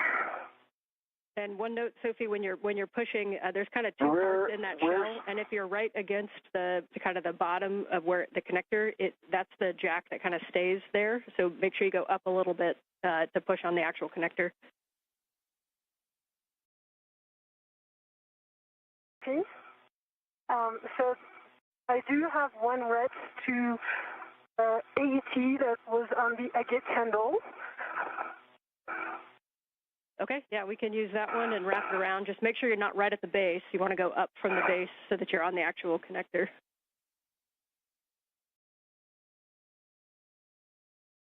This is Mission Control Houston. Once again, the conversation between spacecraft communicator Ann McClain and Sophie Adenot, as well as Anil Menon, referring to the current tasks of demating a series of electrical connectors that have held the space-to-ground antenna in place on its boom on the Z1 truss of the International Space Station. This in preparation for the unbolting of a series of 4 bolts holding the antenna on the boom. That will be the final task in removing the failed space-to-ground antenna.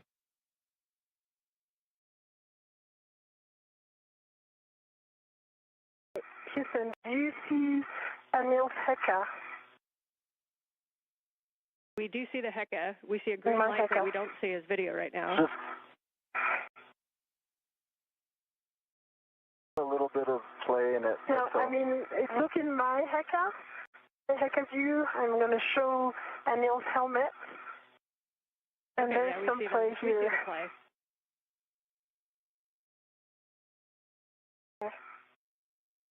And we'll talk about that if you want to keep working the connector. And it's kind of significantly going to the right. They're going to look into it. Let's tackle this, and then Ann, please give me a reminder to put the plug back into the J1 place. I have not done that yet. It's on my person. Copy. We will remind you of that.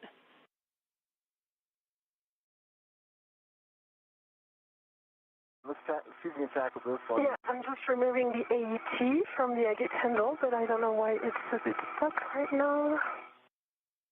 All right, while you do that, I'll put this plug in.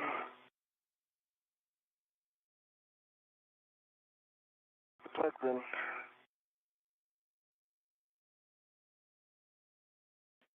And you guys had mentioned it, but we want to make sure that handle is fully thrown aft, and that you didn't sense any damage or weird sensation when you moved that. Is that correct? I did not. Aft. Is there any utility to moving it forward again and then aft? But aft, it's full aft over center. No yeah, weird you can try that if you want to verify aft.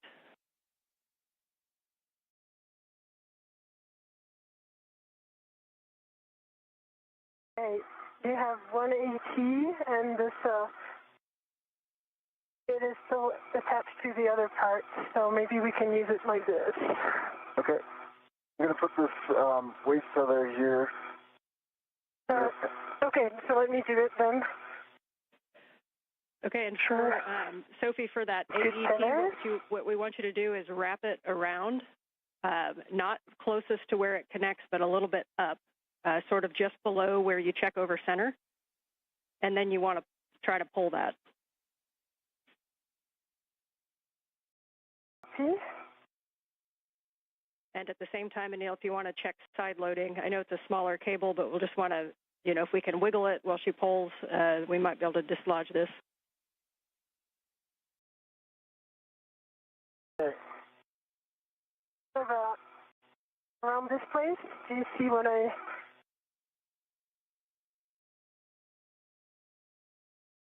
Okay. I'm in good position. 3, 2, 1. 3, 2, 1.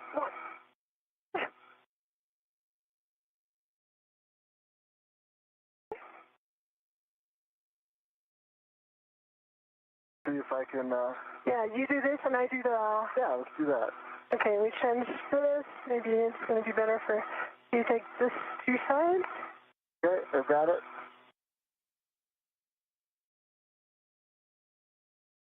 Take this.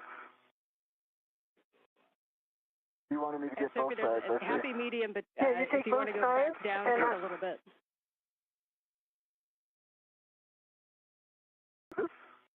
What? Okay, I see. Yeah. We need to unlock it from the agate handle there. Yes, it makes it easier for you. Yeah. It is read it to me, so we are good. All right, and Sophie, for the positioning of the AET, if you put it kind of right over the linkage, then that's going to be a good position. Right over the linkage. Yeah. Agree, this is right over the linkage. So close to the blue line? That makes sense.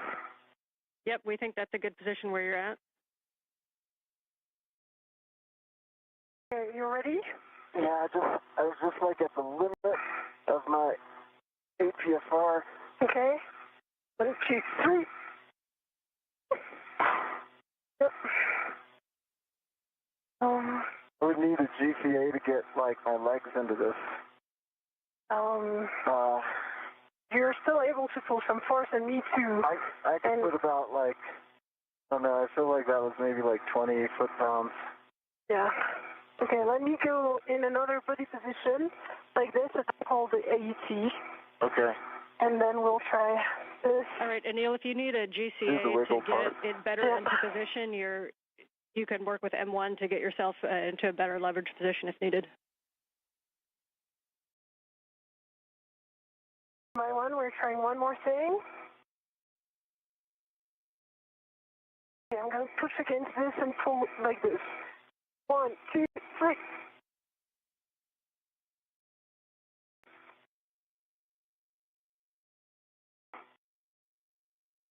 All right, I feel like we tried to... Let's talk to M1 while you continue to work on that. We're good with that plan. Jessica, how copy?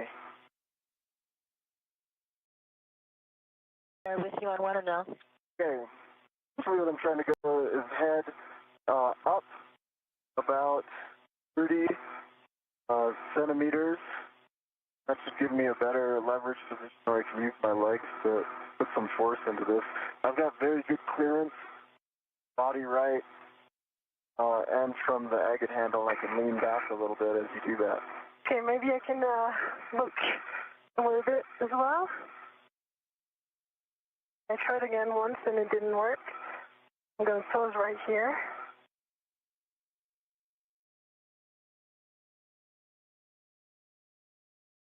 We copy, Neil. Head up 30 centimeters. We're evaluating. And Sophie, if you want to cycle the handle, and again, give us any feedback on if you think there's any motion that you wouldn't expect, grinding, or if you just think it's moving smoothly.